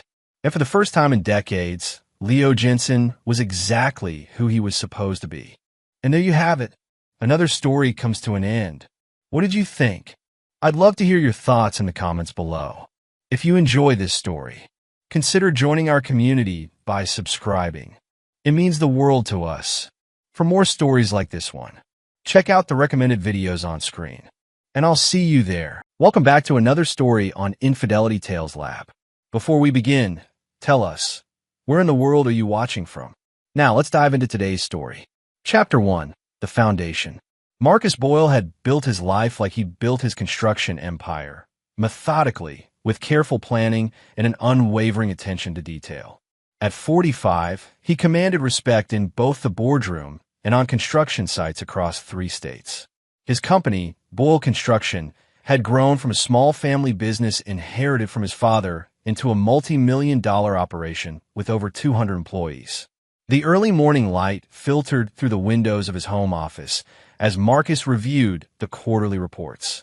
His daughter Meredith, 23 and fresh out of college with a business degree, worked the morning shift at a local grocery store while waiting for the right opportunity to join the family business. She had insisted on earning her place rather than accepting a handed position, a decision that filled Marcus with pride. Christy, his wife of 25 years, had been different when they first met. Back then, she was a waitress putting herself through community college, ambitious and driven. Marcus had fallen for her determination as much as her beauty. They'd built their life together, weathering the early struggles of growing a business celebrating each milestone. But success had changed Christy. As Marcus's wealth grew, so did her appetite for luxury and social status. She transformed into someone who measured worth by designer labels and country club memberships. The woman who once worked double shifts to help fund their first equipment purchase now spent her days at charity luncheons and spa appointments, surrounded by other wealthy wives who viewed life as a competition. Marcus had noticed the changes but attributed them to natural evolution. People grew apart sometimes. Marriages required work. He'd thrown himself deeper into his business, trusting that their foundation was strong enough to weather any storm. That trust was about to be tested. It started with small inconsistencies. Christie's phone face down during dinner. Unexplained afternoon absences. New lingerie that never seemed intended for him. Marcus's instincts, honed by years of managing people and reading situations, began to whisper warnings he didn't want to hear. The construction industry had taught Marcus that problems were easier to fix when caught early. Ignoring structural issues only led to catastrophic failure later. So when his wife began exhibiting behavioral changes that made no sense, Marcus did what he did best. He investigated. He didn't hire a private detective. That felt too impersonal, too removed from the situation. Instead, Marcus used skills he developed over decades of business: patience, observation, and the ability to connect seemingly unrelated information into a complete picture. The first concrete evidence came on a Thursday evening. Christy claimed to be meeting her sister Janet for dinner, but Marcus had seen Janet that afternoon at the hardware store, mentioning she was staying in with her sick daughter. A simple lie, but lies in Marcus's world were like cracks in concrete. They spread if left untreated. Marcus began documenting everything with the same precision he used for project management. Dates, times, locations, contradictions. He installed a tracking app on the family tablet that Christy often used, positioning it as a security measure after a neighbor's house was burglarized. The pattern emerged quickly. Every Tuesday and Thursday, Christy would create elaborate excuses to meet someone at the Grandview Hotel downtown. She'd arrive at 2 p.m. and leave by 4:30 p.m., plenty of time to create an alibi for her afternoon activities. Marcus drove by the hotel one Tuesday, parking where he could observe the entrance. His chest tightened when he saw Christy exit the elevator at 4:25 p.m., but it was the man who emerged 2 minutes later that turned his blood cold. Hugh Reynolds, Marcus's own project manager, a man he'd hired 3 years ago and trusted with million-dollar contracts. Hugh was married to Frances, a pleasant woman Marcus had met at several company gatherings. They had 2 young children. The betrayal cut deeper than Marcus had anticipated. This wasn't just infidelity. It was a violation by someone he'd brought into his professional family, someone who sat his meetings, shook his hand, and called him boss while sleeping with his wife. That night, Marcus sat in his study long after Christy had gone to bed, staring at the construction photos lining his walls. Each image represented a project built from nothing, carefully planned and executed.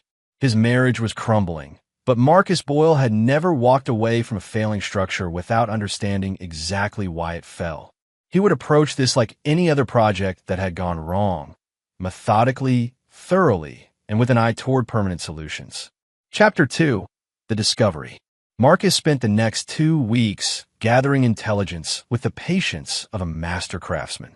He'd learned long ago that rushed work led to poor results, and this situation demanded his absolute best effort.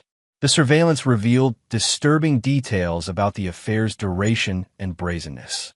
Hotel records, obtained through a contact who owed Marcus a favor from a construction project, showed Christy and Hugh had been meeting for 8 months.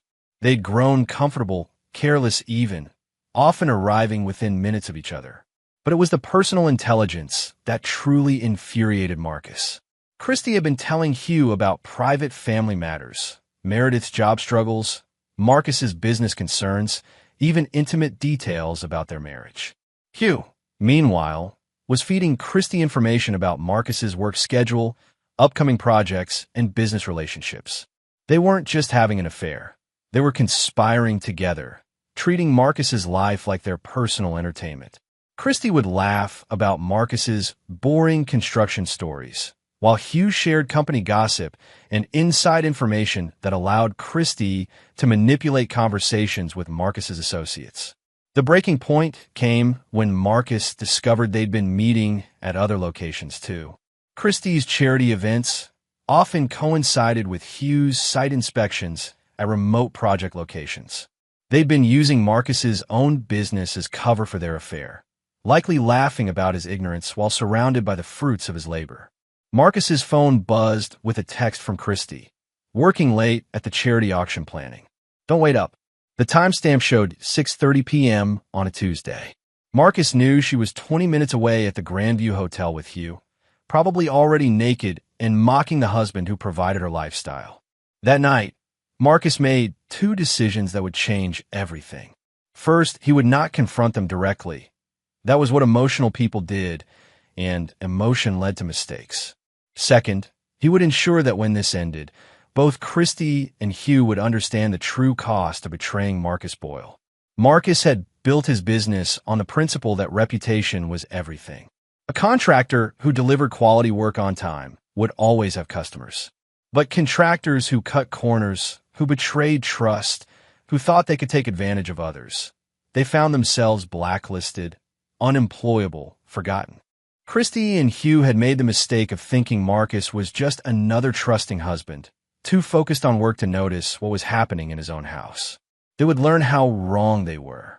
The plan began forming in Marcus's mind like a blueprint taking shape.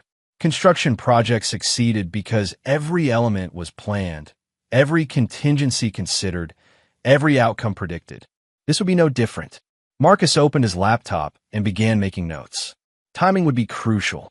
The company holiday party was scheduled for the following month, an annual event that all employees attended with their spouses. Christy looked forward to it every year, enjoying the opportunity to socialize with Marcus's business associates and their wives. This year's party would be special indeed. Marcus also began thinking about Hugh's position in the company. As project manager, Hugh had access to sensitive information, client relationships, and operational details. He'd been with Boyle Construction for 3 years, long enough to accumulate knowledge that could be valuable to competitors. But Hugh had also made mistakes, small ones that Marcus had overlooked out of loyalty and trust.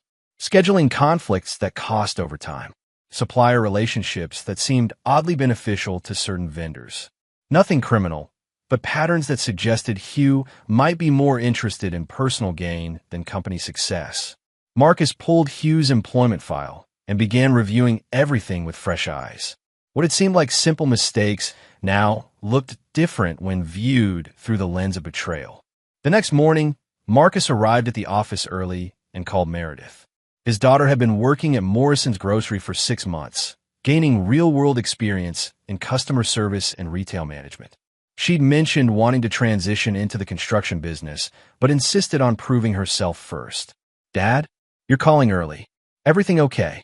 I have a proposition for you," Marcus said. "How would you feel about fast-tracking your entry into the family business?" Meredith's excitement was audible. "Really? Yes, absolutely. I've been hoping you'd consider." "Good. I want you to start immediately as assistant project coordinator. You'll work directly with me on client relationships and operational oversight." "Dad, that's incredible. But what about Hugh? Isn't he the project manager?" Marcus smiled grimly. "Hugh's going to be very busy with other responsibilities soon. I need someone I can trust completely to help me with some upcoming changes." After ending the call, Marcus leaned back in his chair and looked out at the construction yard where his trucks were beginning their daily routes. Each vehicle bore the Boyle Construction logo, a symbol of trust, quality, and family legacy. Christy and Hugh had no idea what they'd unleashed. They thought they were playing games with a simple contractor, too busy with work to notice his wife's wandering eye. They were about to discover that Marcus Boyle was many things, but simple wasn't one of them. The foundation for their destruction was already being laid. Chapter 3: The Revelation. The annual Boyle Construction holiday party was held at the Riverside Country Club, the same venue where Marcus and Christy had celebrated their 10th wedding anniversary. The irony wasn't lost on him as he watched his wife prepare for an evening she thought would be another social triumph. Christy had spent hours getting ready, choosing a designer dress that cost more than most people's monthly salary. She'd had her hair done that afternoon at the most expensive salon in town, her nails perfectly manicured, her makeup applied with professional precision. "You look beautiful," Marcus told her as they prepared to leave, and he meant it. Christy was still stunning at 43, still capable of turning heads when she entered a room. That beauty had been one of the first things that attracted him to her. Now, it was just another tool she used to manipulate and deceive. "Thank you, honey," Christy replied, kissing his cheek carefully to avoid smudging her lipstick. "I'm excited to see everyone tonight. Is Hugh bringing Francis?" The casual mention of Hugh's name sent a familiar surge of anger through Marcus, but his expression remained pleasant. Of course, all the senior staff will be there with their spouses. During the drive to the country club, Christy chattered about the evening ahead, mentioning several people she hoped to see. She didn't mention Hugh directly again, but Marcus caught her checking her appearance in the visor mirror more frequently than usual. The party was already in full swing when they arrived. The country club's main ballroom was decorated with tasteful holiday arrangements, and the bar was doing steady business among Marcus's employees and their families. Everyone was dressed in their finest, treating the evening as the special occasion it was meant to be. Marcus moved through the crowd with practiced ease, playing the role of gracious host and successful businessman. He introduced Christy to new employees, chatted with longtime workers about their families, and accepted congratulations on another successful year for Boyle Construction. Meredith arrived fashionably late, having insisted on driving herself rather than coming with her parents. Marcus watched his daughter enter the ballroom with quiet pride. She'd inherited Christy's beauty, but combined it with Marcus's confidence and intelligence. At 23, she carried herself with the poise of someone much older.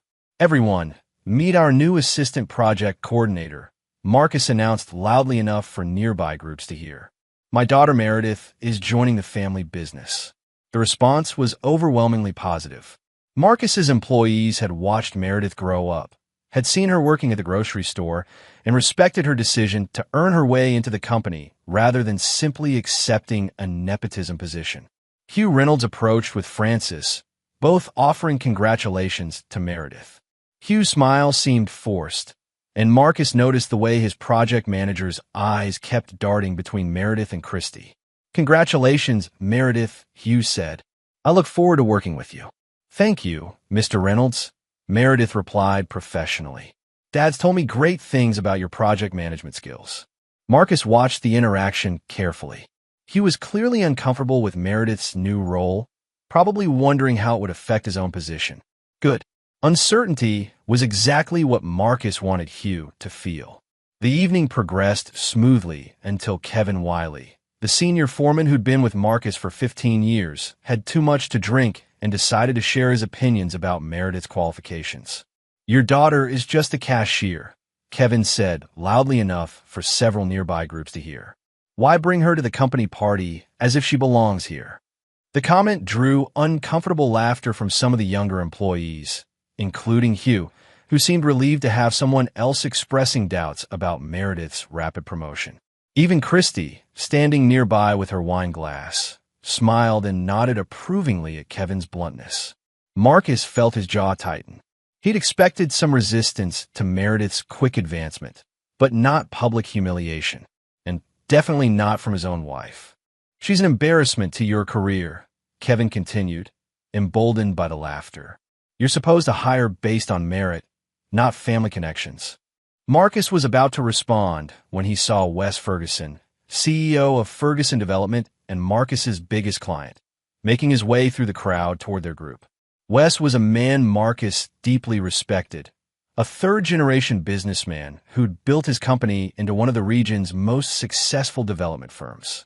"Marcus," Wes called out, his voice carrying across the room. "I need to borrow you and your daughter for a moment." The crowd quieted as Wes approached. He was well known in the local business community, and his presence at Marcus's company party was both an honor and a surprise. Wes walked directly to Meredith and extended his hand. "Everyone, Meet our new junior partner, he announced clearly. Meredith Boyle has just accepted a position with Ferguson Development as liaison for our construction partnerships. The silence that followed was deafening. Marcus felt his own surprise mix with pride as he looked at his daughter, who was handling the announcement with remarkable composure. I'll be working closely with both Ferguson Development and Boyle Construction, Meredith explained to the stunned crowd. It's an exciting opportunity to bridge the gap between development and construction management. Marcus quickly understood what had happened. Wes had been recruiting Meredith independently, probably for months. Her position at the grocery store had been temporary. She'd been waiting for the right opportunity, not settling for less. The implications hit Kevin Wiley first.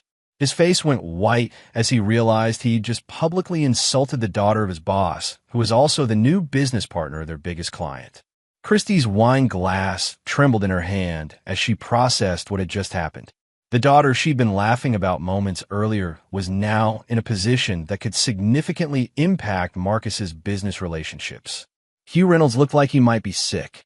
As project manager, he would be working directly with Meredith in her new role. The woman whose mother he was sleeping with would now have professional oversight of his work. Sir, I didn't know she was. Kevin stammered, looking desperately at Marcus for some sign of forgiveness. Marcus let the moment stretch, allowing everyone to fully absorb the reversal of fortune they'd just witnessed.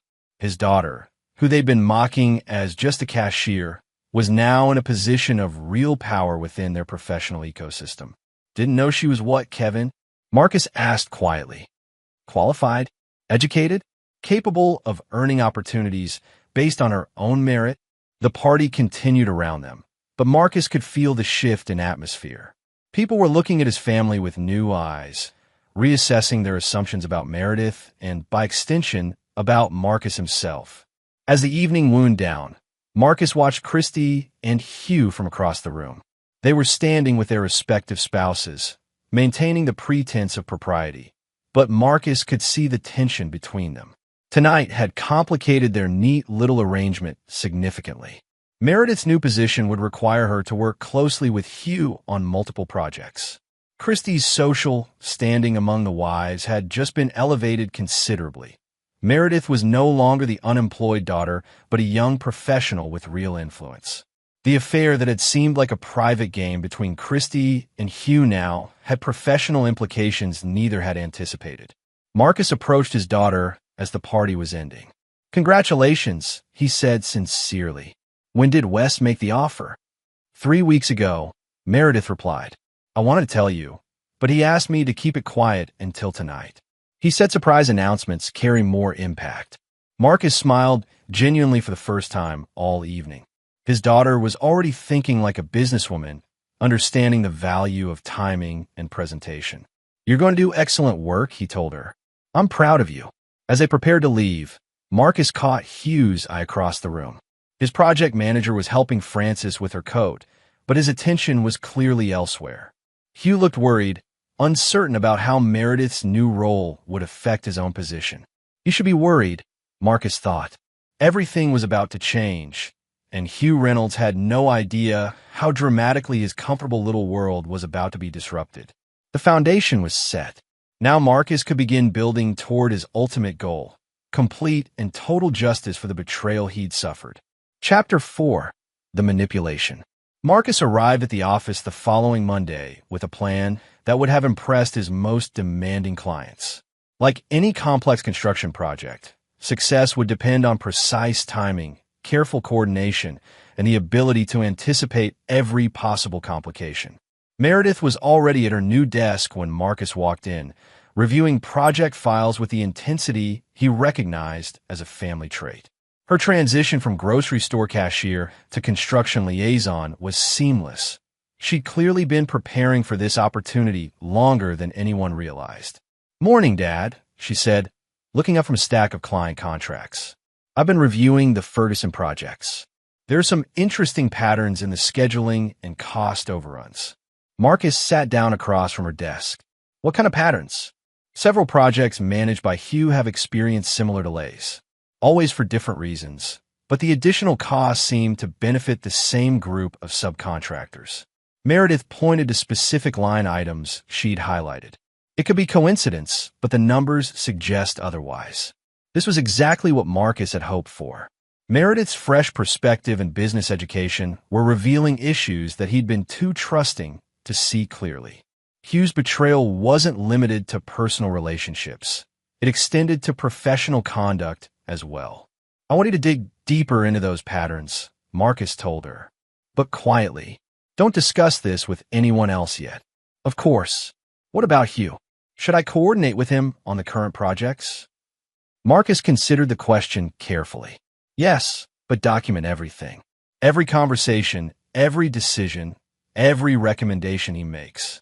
I have a feeling that documentation will become very important. The next phase of Marcus's plan involved reshaping the professional dynamics at Boyle Construction. Hugh's position as project manager had given him significant autonomy, but that was about to change. With Meredith serving as liaison between Ferguson Development and Boyle Construction, Hugh would find himself under much closer scrutiny. Marcus called a meeting for Tuesday morning. The same day, Hugh usually met Christie at the hotel. The timing was deliberate. I'm implementing new oversight procedures, Marcus announced to his senior staff. All project decisions above $5,000 will require approval from both project management and our development liaison. Hugh shifted uncomfortably in his chair. That seems like it could slow down operations significantly. Efficiency is important, Marcus agreed, but accuracy is more important. We've had some cost overruns that need to be addressed. Meredith spoke up from her seat at the conference table. Ferguson Development has expressed concerns about budget predictability. They need more detailed reporting on where delays are occurring and why. Marcus watched Hugh's reaction carefully. His project manager was clearly calculating how these new procedures would affect his schedule and his ability to maintain the patterns Meredith had identified. I'll need to reschedule some meetings to accommodate the additional oversight, Hugh said carefully. That's fine, Marcus replied. We all need to adjust our schedules to serve our clients better. Hugh's face tightened almost imperceptibly. Marcus knew his project manager was thinking about his Tuesday afternoon arrangements with Christie. The new oversight requirements would make it much more difficult for Hugh to disappear for 2-hour periods without explanation. After the meeting, Marcus returned to his office and made a call to his contact at the Grandview Hotel. I need you to do me another favor, he said. Starting today, I want to know every time room 237 is booked and by whom. That evening, Marcus casually mentioned to Christie that he'd be working late several nights that week. New oversight procedures, he explained. Meredith's role with Ferguson is requiring more detailed reporting. Christie's response was carefully neutral. That's nice, dear. I might have some evening plans myself. Janet and I are organizing a charity event. Marcus nodded sympathetically. I hope the charity work goes well. What's the cause this time? Children's education, Christie replied without missing a beat. Very important work. Marcus filed away another lie for his growing collection. Christie's sister Janet volunteered at the animal shelter, not children's charities. More importantly, Marcus had seen Janet that afternoon at the hardware store, and she'd mentioned planning a quiet week at home. The next day, Meredith knocked on Marcus's office door with a concerned expression. Dad, I think we need to talk about Hugh. Marcus looked up from his desk. What about him? He missed a scheduled site inspection yesterday afternoon. Told the client he had a family emergency, but I saw Frances at the grocery store during lunch, and she seemed fine. She mentioned Hugh was at work. Marcus felt a familiar surge of anger, but kept his voice level. What time was the missed inspection? 2:30. The client had to reschedule, which pushed back their timeline by 2 days. It's the third time this month Hugh's had a family emergency on Tuesday afternoons. Marcus made a note in his calendar. Hugh's pattern was becoming more obvious as Meredith's oversight increased. The project manager was struggling to maintain his professional responsibilities while keeping his personal appointment schedule. I'll speak with Hugh about the missed inspection, Marcus told his daughter. In the meantime, I want you to start attending client meetings as our company representative. If Hugh can't maintain his schedule reliability, we need backup coverage. Meredith nodded seriously. I've already started building relationships with the key clients. Most of them seem pleased to have additional company attention. That afternoon, Marcus's phone buzzed with a text from his hotel contact. Room 237 booked 2 to 4 p.m. today. Guest name, H. Reynolds. Marcus smiled grimly. Hugh was still keeping his appointments with Christy, but the increased pressure at work was making it harder for him to maintain the facade of professionalism. The plan was working exactly as Marcus had hoped. Hugh was being forced to choose between his professional responsibilities and his personal indulgences, and he was consistently choosing the affair over his job performance. Meanwhile, Christy was finding herself in an increasingly complicated social position.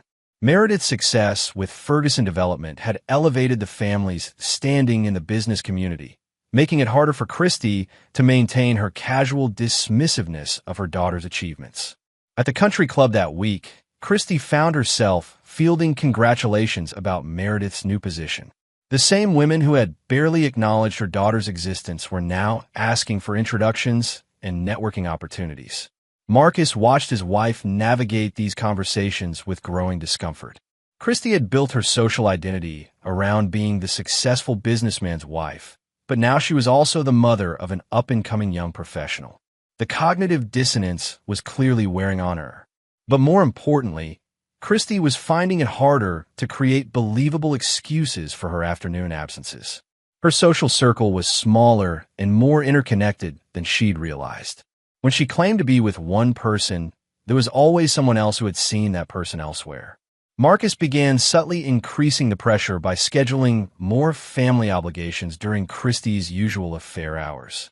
Business dinners that required her presence. Charity events that she couldn't refuse without seeming unsupportive. Each scheduling conflict forced Christy to choose between maintaining her social obligations and keeping her appointment with Hugh. And each choice created more stress, more lies, more opportunities for mistakes. The foundation of their deception was beginning to show cracks, and Marcus was just getting started. Chapter 5, The Trap. Marcus's next move came disguised as a generous gesture toward his employees. He announced that Boyle Construction would be sponsoring a weekend retreat for senior staff and their families at Lake Morrison, a popular resort about 2 hours from town. Team building is important, Marcus explained to the group gathered in the conference room. We've had a successful year, and I want everyone to relax and enjoy some time together. The retreat was scheduled for the second weekend in December, giving everyone 3 weeks to arrange their schedules. Marcus made it clear that attendance was strongly encouraged but not mandatory, creating exactly the dynamic he wanted. Hugh shifted in his seat as Marcus outlined the weekend plans. Will this conflict with any ongoing projects? He asked.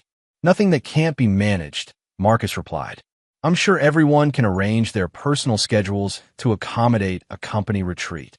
After the meeting, Marcus watched Hugh's behavior carefully. His project manager seemed agitated, frequently checking his phone and making hushed calls from his office. Marcus's hotel contact had already confirmed that Hugh was trying to book additional rooms at the Grand View for the weekend of the retreat, apparently planning to maintain his affair schedule even during company time. The beautiful part of Marcus's plan was its apparent generosity. Who could object to a company-sponsored weekend at a luxury resort?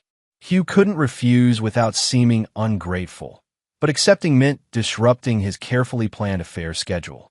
Marcus also made sure that Frances Reynolds received a personal invitation. He called her directly, emphasizing how much Christy was looking forward to spending time with the other wives. It'll be wonderful, Marcus told Frances over the phone. Christy's been talking about getting to know everyone better. She's especially excited about having quality time with you and Hugh. Frances seemed genuinely pleased by the invitation. Hugh's been working so hard lately, she said. He needs a break. Sometimes I worry that he's taking on too much stress. Marcus felt a moment of sympathy for Frances, who clearly had no idea what kind of stress her husband was actually managing. But sympathy was a luxury Marcus couldn't afford. Hugh had made his choices, and Frances was unfortunately positioned to become collateral damage. That evening, Marcus overheard Christy on the phone in their bedroom. Her voice was lower than usual, but he caught enough to understand she was speaking with Hugh about the retreat. We can't just skip it, Christy was saying. Marcus made it clear that everyone's expected to attend. It would look suspicious if we both had excuses. Marcus couldn't hear Hugh's response, but Christie's reply was clear. Then we'll have to be careful. Maybe we can find time during the weekend activities. Marcus smiled to himself. Christie and Hugh thought they were being clever, planning to continue their affair even under his nose at a company retreat. They had no idea they were walking directly into the most elaborate trap Marcus had ever constructed. The next phase involved leveraging Meredith's position with Ferguson Development. Marcus asked his daughter to invite Wes Ferguson to join them for Saturday evening's dinner at the retreat. Wes and his wife would be excellent additions to the weekend, Marcus explained. It'll strengthen our business relationship, and the other employees would enjoy meeting them. Meredith agreed enthusiastically. That's a great idea. Wes has been very supportive of my transition, and Linda is lovely. I'll call them today. Marcus knew that having the Ferguson family at the retreat would make it impossible for Christie and Hugh to maintain their casual dismissiveness of Meredith's achievements. They would be forced to play their roles as supportive family member and loyal employee while surrounded by people who could advance or destroy their social and professional standings. Meanwhile, Marcus had been having private conversations with Kevin Wiley, the foreman who had embarrassed himself at the holiday party. Kevin was desperate to make amends for his public criticism of Meredith, and Marcus was happy to provide opportunities for redemption. I need someone I can trust to help coordinate the retreat activities, Marcus told Kevin. Someone who understands the importance of team unity and family support. Kevin nodded eagerly. You can count on me, Marcus. I want to make things right after what happened at the party. Good. I'll be assigning you to work closely with Meredith on the weekend logistics. Follow her lead and make sure everything runs smoothly. The irony wasn't lost on Marcus. Kevin, who had publicly called Meredith an embarrassment, would now be taking orders from her and working to ensure her success. The power dynamics at Boyle Construction were shifting dramatically, and everyone was being forced to adapt. Marcus also made sure that the retreat activities would require close collaboration between staff members and their spouses. Team-building exercises, group dinners, and scheduled social events that would make it almost impossible for Christie and Hugh to find private time together. But Marcus's most brilliant stroke was the surprise he planned for Saturday night's dinner. He'd arranged for a local photographer to document the retreat, ostensibly for the company newsletter and website. What Christie and Hugh didn't know was that the photographer would be taking pictures throughout the weekend, creating a permanent record of who was where and when. Any attempt by Christie and Hugh to sneak away together would be documented, time-stamped, and preserved for future use. 3 days before the retreat, Marcus received a call from his hotel contact with interesting news. Hugh had called to cancel his regular Tuesday reservation, claiming he would be out of town for business. But Hugh had also made several inquiries about other hotels near Lake Morrison. Marcus realized that Hugh was planning to extend his affair to the retreat location, probably hoping to book a separate room where he and Christie could meet without detection. The arrogance was breathtaking. Hugh actually thought he could continue his betrayal while attending a company event as Marcus's employee. That evening, Marcus made a call to the Lake Morrison Resort. As the person booking the corporate retreat, he had certain privileges regarding room assignments and guest policies. I need to make sure all of my employees are accounted for throughout the weekend, Marcus explained to the resort manager. For insurance purposes, I'll need a record of all guests and rooms paid for by my company, and I'll need to be notified of any additional bookings made by my employees. The manager was happy to accommodate such a large group booking. Marcus would know immediately if Hugh tried to book an additional room at the resort. By Friday evening, everything was in place.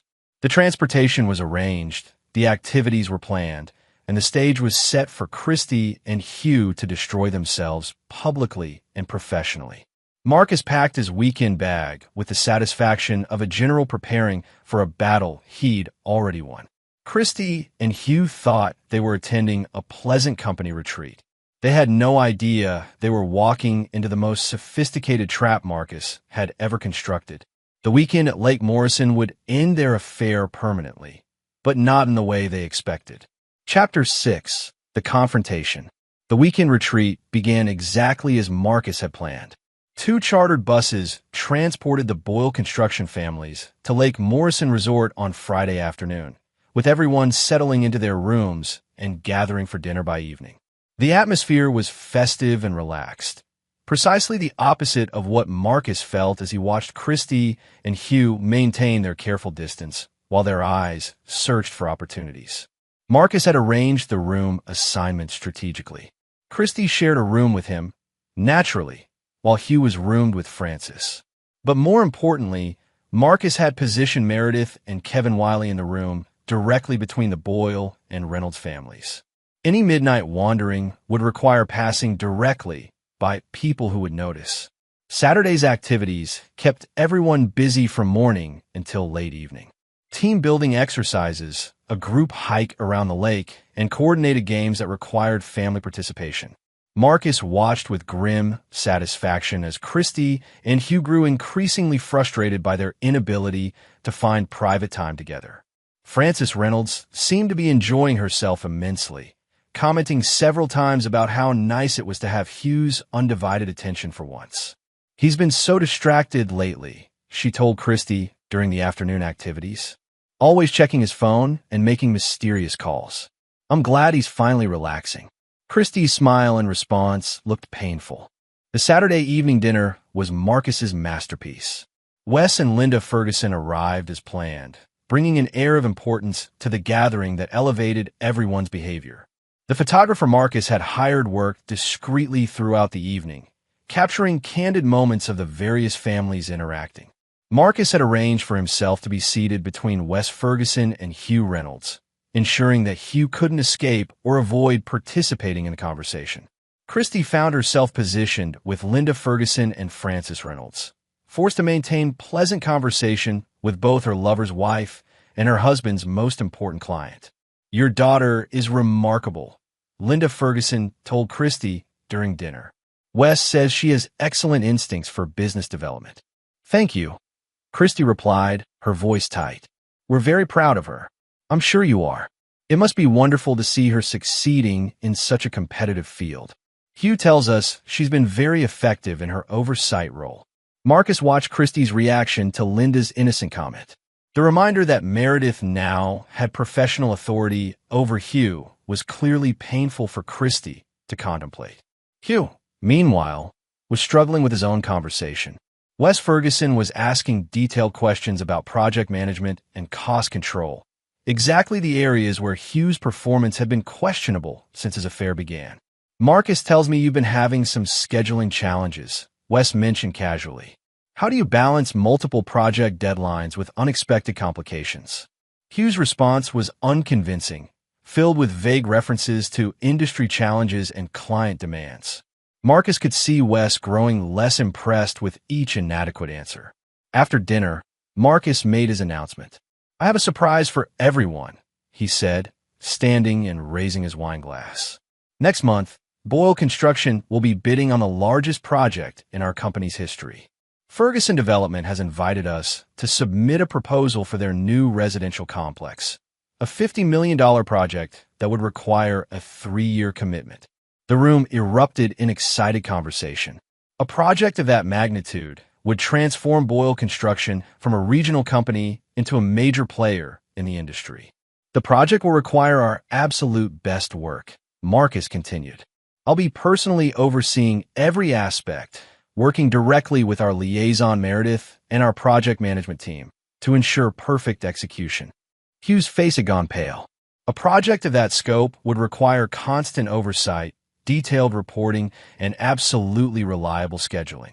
There would be no room for the kind of unprofessional behavior he'd been exhibiting. Marcus let the congratulations and excited chatter continue for several minutes before delivering his final surprise. "The photographer tonight has been documenting our celebration because this weekend represents a turning point for our company. These pictures will be featured in our proposal to Ferguson Development, showing the strong family atmosphere and team unity that makes Boyle Construction special." Christy's wine glass trembled in her hand. He looked like he might be sick. The idea that their behavior throughout the weekend had been photographed and would be presented to clients was clearly terrifying to both of them. But Marcus wasn't finished. In fact, I'd like everyone to gather for a group photo right now. This moment deserves to be preserved. As everyone assembled for the photograph, Marcus positioned himself between Christy and Hugh, with their respective spouses on the outside. Meredith stood proudly next to Wes Ferguson, representing the new generation of the family business. The photographer took multiple shots, ensuring that everyone's face was clearly visible and properly documented. Marcus made sure that both Christy and Hugh were looking directly at the camera, their discomfort barely concealed behind forced smiles. After the photo session, people began drifting toward their rooms. Marcus caught Hugh's eye and gestured toward the resort bar. How about nightcap? We should discuss the staffing requirements for the Ferguson project. Hugh couldn't refuse without seeming unprofessional, especially with Wes Ferguson still in the building. He followed Marcus to the bar, leaving Christy to walk back to the rooms with Frances and the other wives. Marcus ordered 2 whiskeys and got straight to the point. I need to know I can count on you for this project, Hugh. $50 million doesn't allow for scheduling conflicts or family emergencies. Hugh took a large gulp of his whiskey. Of course you can count on me. I'm completely committed to the company's success. Good, because there have been some concerns about your reliability lately. Missing client meetings, scheduling conflicts, distracted behavior. I need to know that's behind us. Hugh's jaw tightened. What exactly are you implying? Marcus smiled coldly. I'm not implying anything. I'm stating directly that your performance has declined, and I need to understand why. The 2 men stared at each other across the small table. Hugh was calculating how much Marcus might know, while Marcus was enjoying watching his employees squirm under pressure. Personal issues can affect professional performance, Marcus continued. If you're dealing with something that's impacting your work, now would be the time to address it honestly. Hugh finished his whiskey in one gulp. There are no personal issues affecting my work. Excellent. Then I can expect perfect reliability moving forward. No missed meetings, no mysterious appointments, no unexplained absences. Hugh nodded stiffly. Absolutely. Marcus raised his glass in a mock toast. To the Ferguson project, and to the absolute trust and loyalty that makes success possible. Hugh clinked his glass against Marcus's, but his hand was shaking slightly. As they walked back toward the rooms, Marcus delivered his final message. By the way, Hugh, I've decided that all senior staff will be required to provide detailed daily schedules for the duration of the Ferguson project. Client oversight demands complete transparency about where our team members are and what they're working on. Hugh stopped walking. Daily schedules? Hourly, actually. Ferguson Development needs to know that their $50 million investment is being managed with absolute precision. Marcus continued walking toward his room, leaving Hugh standing in the hallway. Through the window, Marcus could see Christy pacing in their room, clearly waiting for news about what had transpired during the bar conversation. As Marcus prepared for bed, he reflected on the weekend success. Christy and Hugh were now trapped between their desire to continue their affair and the crushing pressure of professional scrutiny. The Ferguson project made it impossible for Hugh to maintain his irresponsible behavior, while the photography and documentation made it dangerous for either of them to risk exposure. But most importantly, Marcus had established a new dynamic where he controlled every aspect of their professional and social environments. Christy and Hugh were no longer playing a private game. They were performing under constant observation, with their reputations and livelihoods hanging in the balance. The trap was set and ready to spring. All that remained was waiting for Christy and Hugh to make the inevitable mistake that would destroy them completely. Chapter 7. The Pressure. The weeks following the retreat brought exactly the pressure Marcus had anticipated. Hugh's new daily reporting requirements made his affair schedule nearly impossible to maintain, while Christy found herself under increased social scrutiny as the mother of Ferguson Development's rising star. Marcus watched with satisfaction as both his wife and employees struggled to adapt to their new reality. Hugh's hourly schedules were submitted each morning and cross-referenced against actual activities throughout the day. Any discrepancy required explanation and documentation. Your 2 p.m. site inspection was rescheduled, Meredith mentioned to Hugh during a Monday morning meeting. The client said you called with a family emergency. Is everything all right with Francis and the kids? Hugh's face flushed. Just a minor issue. Everything's resolved now. I'm glad to hear that, Marcus interjected. But we'll need to implement a backup system for emergencies. Client relationships are too important to risk disruption. Meredith nodded approvingly. I could serve as backup for any emergency situations. It would ensure continuity of service. Hugh looked trapped. Having Meredith as backup meant that any future emergencies would require her involvement, making his lives much harder to maintain. Meanwhile, Christy was discovering that her elevated social position came with uncomfortable obligations. Linda Ferguson had invited her to join the board of the Children's Education Foundation, a legitimate charity that required actual time commitment and public involvement. It's such an honor, Linda explained over lunch at the country club. With Meredith's success and your family's growing influence in the business community, your voice would be valuable in our fundraising efforts. Christy accepted the position because refusing would have seemed ungrateful, but the irony was painful. She was now committed to supporting children's education while her affair was conducted during hours she claimed to be doing charity work. Marcus began receiving reports from his hotel contact that painted a clear picture of growing desperation. He had tried to book rooms at 3 different hotels, always for Tuesday and Thursday afternoon blocks. But each attempt was canceled within hours, usually after frantic phone calls from Christy about scheduling conflicts. The strain was beginning to show in both their public and private behavior. Christy had become short-tempered at home, snapping at Marcus over minor issues and spending more time locked in the bathroom, making hushed phone calls. Hugh was making mistakes at work, missing details, and submitting reports with obvious errors. I'm concerned about Hugh's performance, Meredith mentioned to Marcus during one of their private meetings. His project oversight has become sloppy, and he seems distracted during client presentations. Marcus leaned back in his chair. What do you recommend? Additional oversight at minimum. Maybe we should consider bringing in an assistant project manager to help with the workload.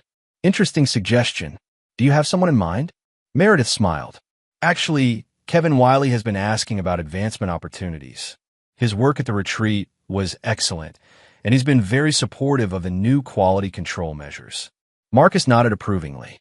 Kevin's transformation from Meredith's critic to her advocate had been remarkable to watch. The foreman was so eager to make amends for his holiday party behavior that he'd become one of Meredith's most loyal supporters. Set up a meeting with Kevin, Marcus told his daughter. If he's interested in project management training, we'll consider adding him to the team. The next day, Marcus called Hugh into his office for a performance review meeting. The timing was deliberate, Tuesday afternoon, exactly when Hugh would normally be meeting Christy at whatever hotel they'd managed to book. I've been reviewing your recent work, Marcus began, spreading project files across his desk. There are some patterns that concern me. Hugh shifted uncomfortably in his chair. What kind of patterns? Inconsistent attention to detail, scheduling irregularities, client complaints about communication gaps. Marcus looked up from the files. Help me understand what's causing these issues. Hugh's eyes darted toward the clock on Marcus's wall. It was 1:45 p.m., 15 minutes before his usual meeting time with Christy. I think you might be seeing problems that don't exist, Hugh said defensively. My project completion rate is still above company average. Completion rate isn't the only metric that matters, Marcus replied. Client satisfaction, cost control, team coordination, all of these have shown decline over the past several months. Hugh's phone buzzed with a text message. He glanced at it quickly, and Marcus caught the flash of panic in his eyes. Is that urgent? Marcus asked innocently. No, just routine business. Good, because this conversation is important. Marcus leaned forward in his chair. Hugh, I need to know if there's something affecting your ability to maintain professional standards. Health issues, family problems, personal stress, anything that might explain the performance decline. Hugh's phone buzzed again. This time he ignored it, but Marcus could see the effort it required. There's nothing affecting my work performance, Hugh said firmly. I hope that's true, Marcus replied, because the Ferguson project requires absolute reliability. $50 million doesn't allow for distracted employees or inconsistent performance. The meeting continued for another hour, with Marcus asking detailed questions about specific projects and timelines. Hugh's answers became increasingly strained as his phone continued to buzz with what Marcus assumed were increasingly frantic messages from Christy. When the meeting finally ended, Hugh rushed from the office without his usual pleasantries. Marcus watched through his window as Hugh hurried to his car, phone pressed to his ear. That evening, Christy was unusually quiet during dinner. She picked at her food and responded to Marcus's conversation with distracted one-word answers. "Everything all right?" Marcus asked. "You seem troubled about something." Christy looked up sharply.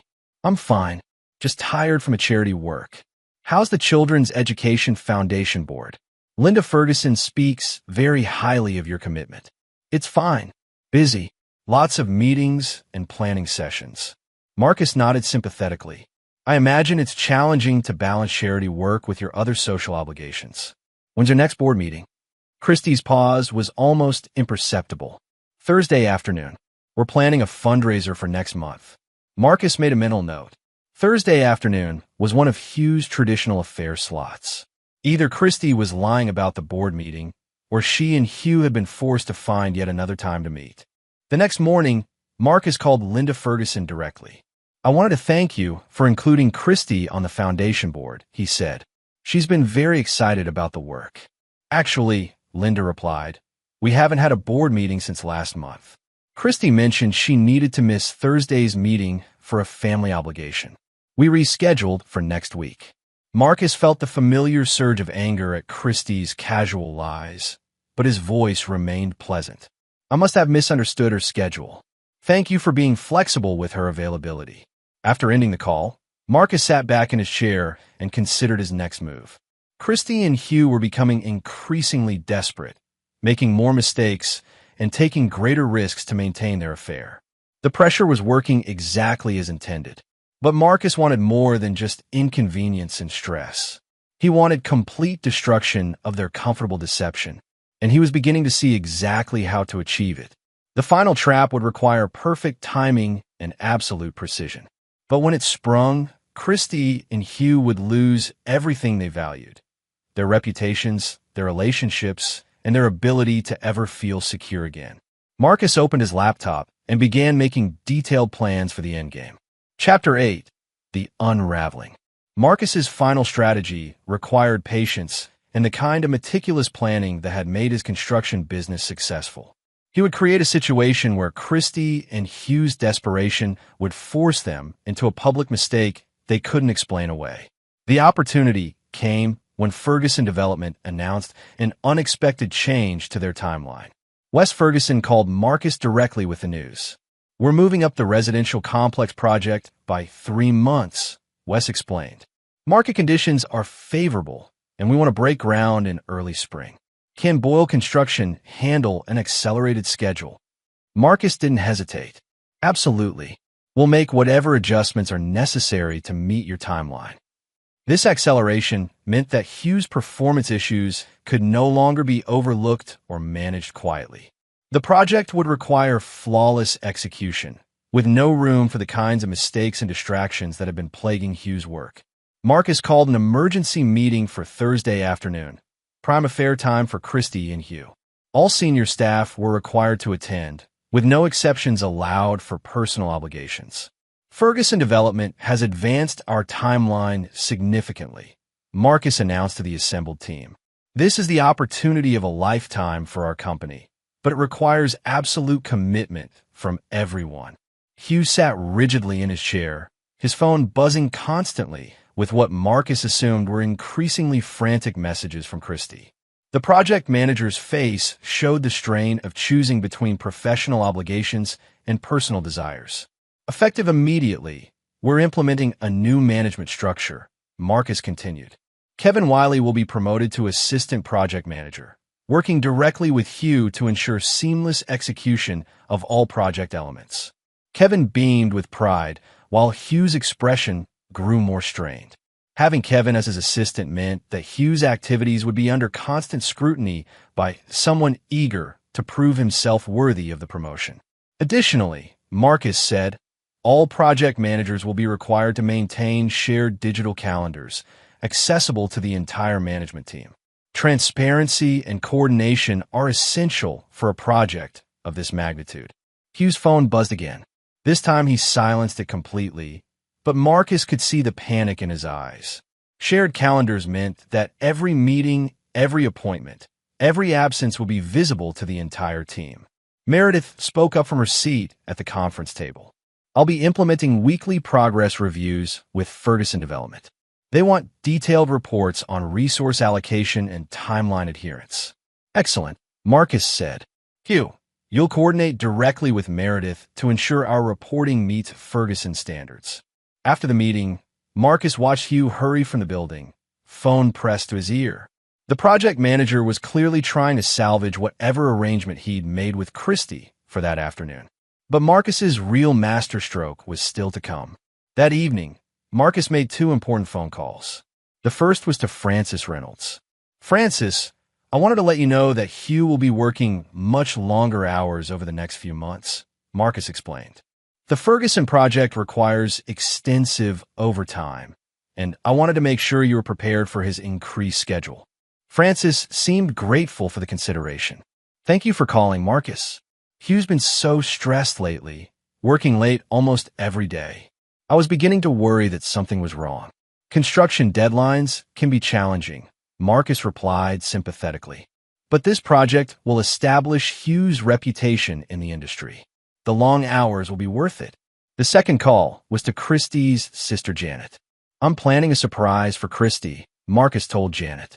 She's been working so hard with her charity obligations that I want to do something special for her. Could you help me coordinate a surprise lunch next week? Janet was enthusiastic about the idea. That's so thoughtful.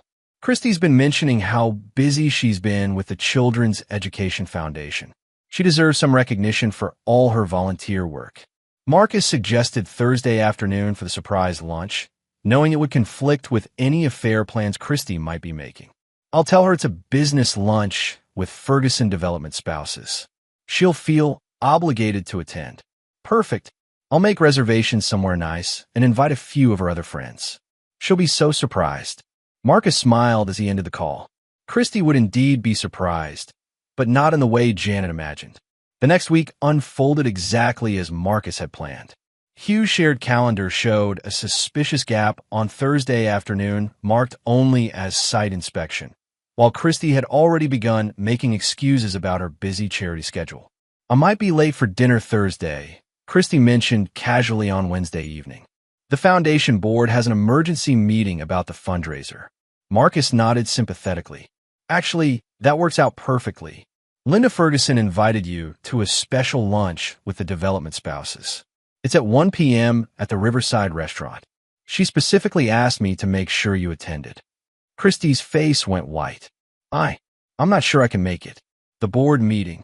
Linda will be disappointed if you skip her lunch for another obligation, Marcus said firmly. Your relationship with the Ferguson family is important for Meredith's career. Christy was trapped. She couldn't refuse Linda Ferguson's invitation without seeming ungrateful, but accepting meant missing her Thursday afternoon appointment with Hugh. Thursday morning arrived with unseasonably warm weather, perfect for Marcus's final surprise. He'd arranged for Kevin Wiley to accompany Hugh on his afternoon site inspection, claiming that the new assistant project manager needed hands-on experience with client relations. I appreciate the opportunity, Kevin told Hugh enthusiastically. I want to learn everything about your project management techniques. Hugh looked physically ill. Actually, today's inspection is fairly routine. Maybe we should start your training with something more complex. Nonsense, Marcus interjected. Kevin needs to see how you handle all aspects of the job. Take him along to everything. At exactly 1 p.m., Christy arrived at the Riverside restaurant to find Janet and 3 other friends waiting with balloons and a small cake. The surprise lunch was real, complete with photographers Janet had hired to document Christy's reaction. Surprise! Janet called out as Christy entered the restaurant. Marcus wanted to celebrate all your charity work. Christy's smile looked painted on as she accepted congratulations and posed for pictures that would be shared across social media within hours. Meanwhile, Hugh was frantically trying to escape Kevin's enthusiastic companionship. I need to check on another site quickly, Hugh told Kevin around 2 p.m. Why don't you head back to the office? Kevin shook his head. Marcus said to stick with you all afternoon. I don't want to disappoint him on my first week as assistant manager. Hugh's phone had been buzzing constantly throughout the day. Christie's messages were becoming increasingly desperate as she realized she was trapped at the surprise lunch with no way to meet Hugh privately. By 3 p.m., both Christie and Hugh were in full panic mode. Christie was still smiling for photographs at the restaurant while texting frantically under the table. Hugh was making excuses to check his phone every few minutes, claiming to be coordinating with subcontractors. Is everything all right? Kevin asked Hugh. You seem distracted. Just normal project stress, Hugh replied, but his hand was shaking as he scrolled through Christie's messages. At 4 p.m., Christie finally escaped the lunch by claiming a family emergency. She drove directly to the Grandview Hotel, hoping to salvage what remained of her affair appointment. But Hugh was still trapped with Kevin, who was enthusiastically documenting every aspect of their afternoon activities. Christie sat in the hotel parking lot for 30 minutes, calling Hugh repeatedly. His phone went straight to voicemail each time.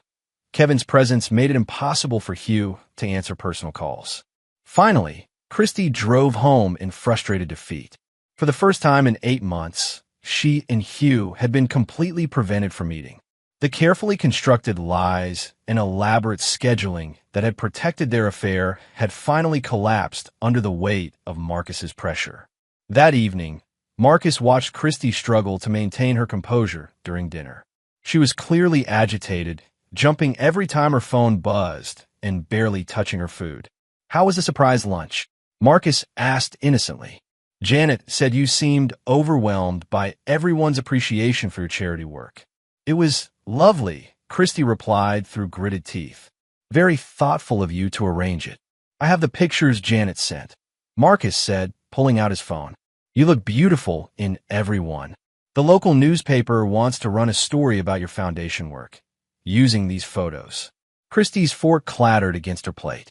Public recognition of her charity work would make it even harder to create believable excuses for her afternoon absences. Marcus smiled as he showed Christie the photographs. In every image, she looked trapped and miserable despite her forced smile. The pictures perfectly captured the moment when Christie realized that her comfortable deception was finally crumbling. The end game was approaching, and Marcus held all the cards. Chapter 9. The Reckoning. Marcus waited exactly 1 week before springing his final trap. He scheduled a mandatory company meeting for Thursday afternoon, requiring all senior staff and their spouses to attend a special announcement regarding the Ferguson project. The meeting was held in the main conference room at Boyle Construction, with coffee and pastries arranged to suggest a celebration. Marcus had invited Wes and Linda Ferguson as special guests, giving the gathering an air of importance that made attendance absolutely mandatory. Christie arrived looking haggard and nervous. She'd been struggling all week to reschedule her affair meetings with Hugh, but Marcus's increased oversight and Kevin's constant presence had made private time impossible. The strain was showing in her appearance and demeanor.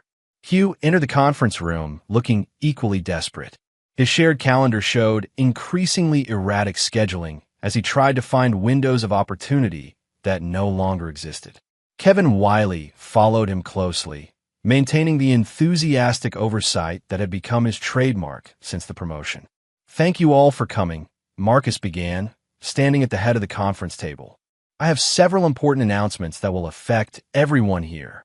Marcus gestured toward a display board he'd set up near the windows. First, I'm pleased to announce that Ferguson Development has formally selected Boyle Construction as the primary contractor for their residential complex. The contract was signed this morning. The room erupted in applause and congratulations. This was genuinely exciting news that would transform the company's future. But Marcus wasn't finished. Second, I want to recognize the exceptional work of our assistant project coordinator. Marcus smiled at Meredith, who was seated between Wes and Linda Ferguson. Meredith's oversight and quality control measures have been instrumental in securing this contract. More applause followed, with several employees expressing their appreciation for Meredith's contribution. Hugh clapped mechanically, his face showing the strain of maintaining professional composure. Finally, Marcus said, his voice taking on a more serious tone, "I need to address some performance issues that have come to my attention." The room fell silent. This was unexpected, and everyone could sense the shift in atmosphere. Marcus walked to his laptop and connected it to the room's display screen. Over the past several months, I've been documenting irregularities in our project management systems. Missed appointments, unauthorized schedule changes, and pattern discrepancies that affect our client relationships. Hugh's face had gone completely white. He knew what was coming, but was powerless to stop it. These issues appear to be centered around one individual whose personal priorities have begun affecting professional performance. Marcus clicked to display Hugh's calendar on the screen. "Let me show you what I've discovered." The calendar revealed everything. Weeks of family emergencies that coincided with missed client meetings. Site inspections that never appeared in the actual project logs. Scheduling gaps that aligned perfectly with Christie's charity meetings. "Hugh," Marcus said quietly, "would you like to explain these discrepancies?" Hugh stood frozen, unable to speak. Frances looked confused, staring at the calendar display and trying to understand what she was seeing. Christie started to rise from her chair, but Marcus gestured for her to remain seated. "We're not finished yet." Marcus clicked to the next screen, displaying hotel records he'd obtained through his contact. These are documentation record from the Grandview Hotel, showing regular bookings by Hugh Reynolds, always during scheduled work hours. Frances gasped audibly. The room was completely silent, except for the sound of her sharp intake of breath. "Mrs. Reynolds," Marcus said gently, "I'm sorry you had to learn about this in such a public setting, but the impact on our business operations made a public discussion necessary." Frances looked at Hugh with dawning horror. "You've been at a hotel during work hours?" Hugh tried to speak, but no words came out. His career, his marriage, and his reputation were disintegrating simultaneously in front of everyone he worked with. But Marcus had saved the most devastating revelation for last. "There's one more piece of information that explains these scheduling patterns," Marcus said, clicking to the final screen. The display showed a detailed timeline matching Hugh's hotel visits with Christie's claimed charity activities. Every date, every time, every lie was laid out in perfect parallel columns. "My wife has been Hugh's companion during these hotel visits," Marcus announced calmly. "They've been conducting an affair for 8 months, using company time and family resources to maintain their deception." The silence that followed was deafening. Christie sat frozen in her chair, her face a mask of horror and humiliation. Hugh had collapsed back into his seat, his head in his hands. Frances Reynolds began crying quietly. Linda Ferguson reached over to comfort her, while Wes stared at Hugh with undisguised disgust. "Christie," Marcus said, turning toward his wife, "do you have anything to say in your defense?" Christie's mouth opened and closed several times, but no words emerged. She looked around the room at the faces staring back at her, colleagues, friends, business associates, all witnessing her complete humiliation.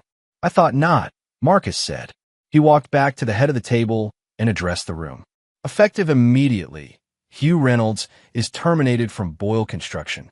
All projects under his management will be transferred to Kevin Wiley and Meredith Boyle." Hugh finally found his voice. "Marcus, please. I know I made mistakes, but—" "Mistakes?" Marcus interrupted. "You betrayed my trust, damaged my family, and compromised our business relationships.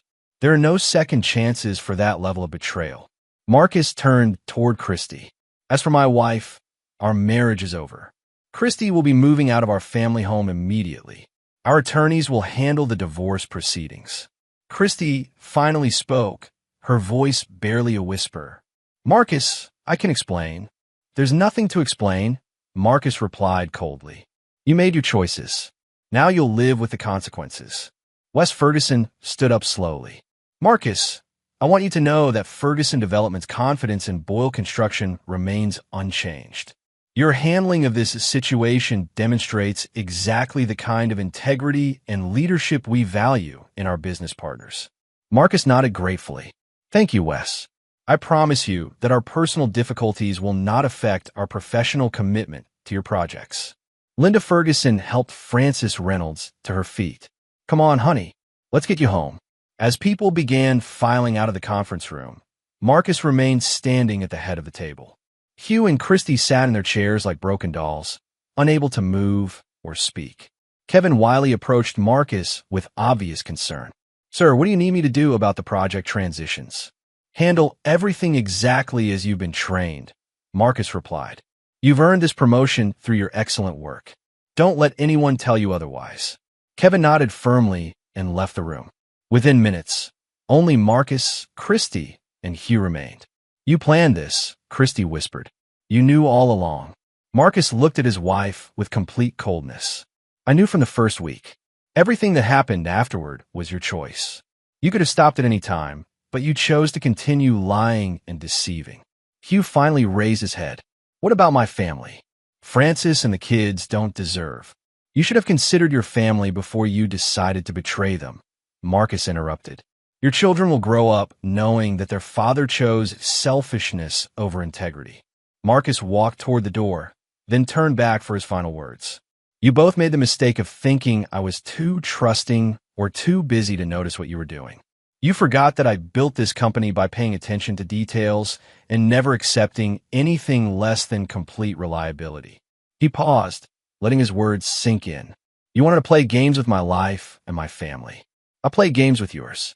The difference is that I won. Marcus left the conference room and walked to his office, where Meredith was waiting with a concerned expression. Dad, are you okay? She asked. Marcus looked at his daughter, bright, honest, hard-working, everything he'd hoped she would become. I'm better than okay, he said. I'm free. 3 months later, Boyle Construction broke ground on the Ferguson Development residential complex. The project was completed ahead of schedule and under budget, earning the company recognition as the region's premier construction firm. Christy moved to another state, finding work as a receptionist at a small medical practice. The divorce settlement left her with enough money to survive, but not enough to maintain the lifestyle she'd grown accustomed to. Hugh Reynolds never found another job in construction. Word of his betrayal spread quickly through the industry's tight-knit community. He eventually took work as a warehouse supervisor, earning a fraction of his former salary. Frances Reynolds kept the house and custody of the children. She never remarried, but found happiness in a simpler life away from the social pressures that had contributed to her husband's infidelity. Marcus never remarried either. He focused on building his business empire and watching Meredith develop into a formidable force in the development industry. Father and daughter became the most respected construction team in 3 states, known for their integrity, reliability, and absolute refusal to tolerate betrayal. Marcus had learned that some betrayals could never be forgiven, only punished. And sometimes the punishment was swift and perfect justice. And there you have it. Another story comes to an end. What did you think? I'd love to hear your thoughts in the comments below. If you enjoy this story, consider joining our community by subscribing. It means the world to us. For more stories like this one, check out the recommended videos on screen. And I'll see you there.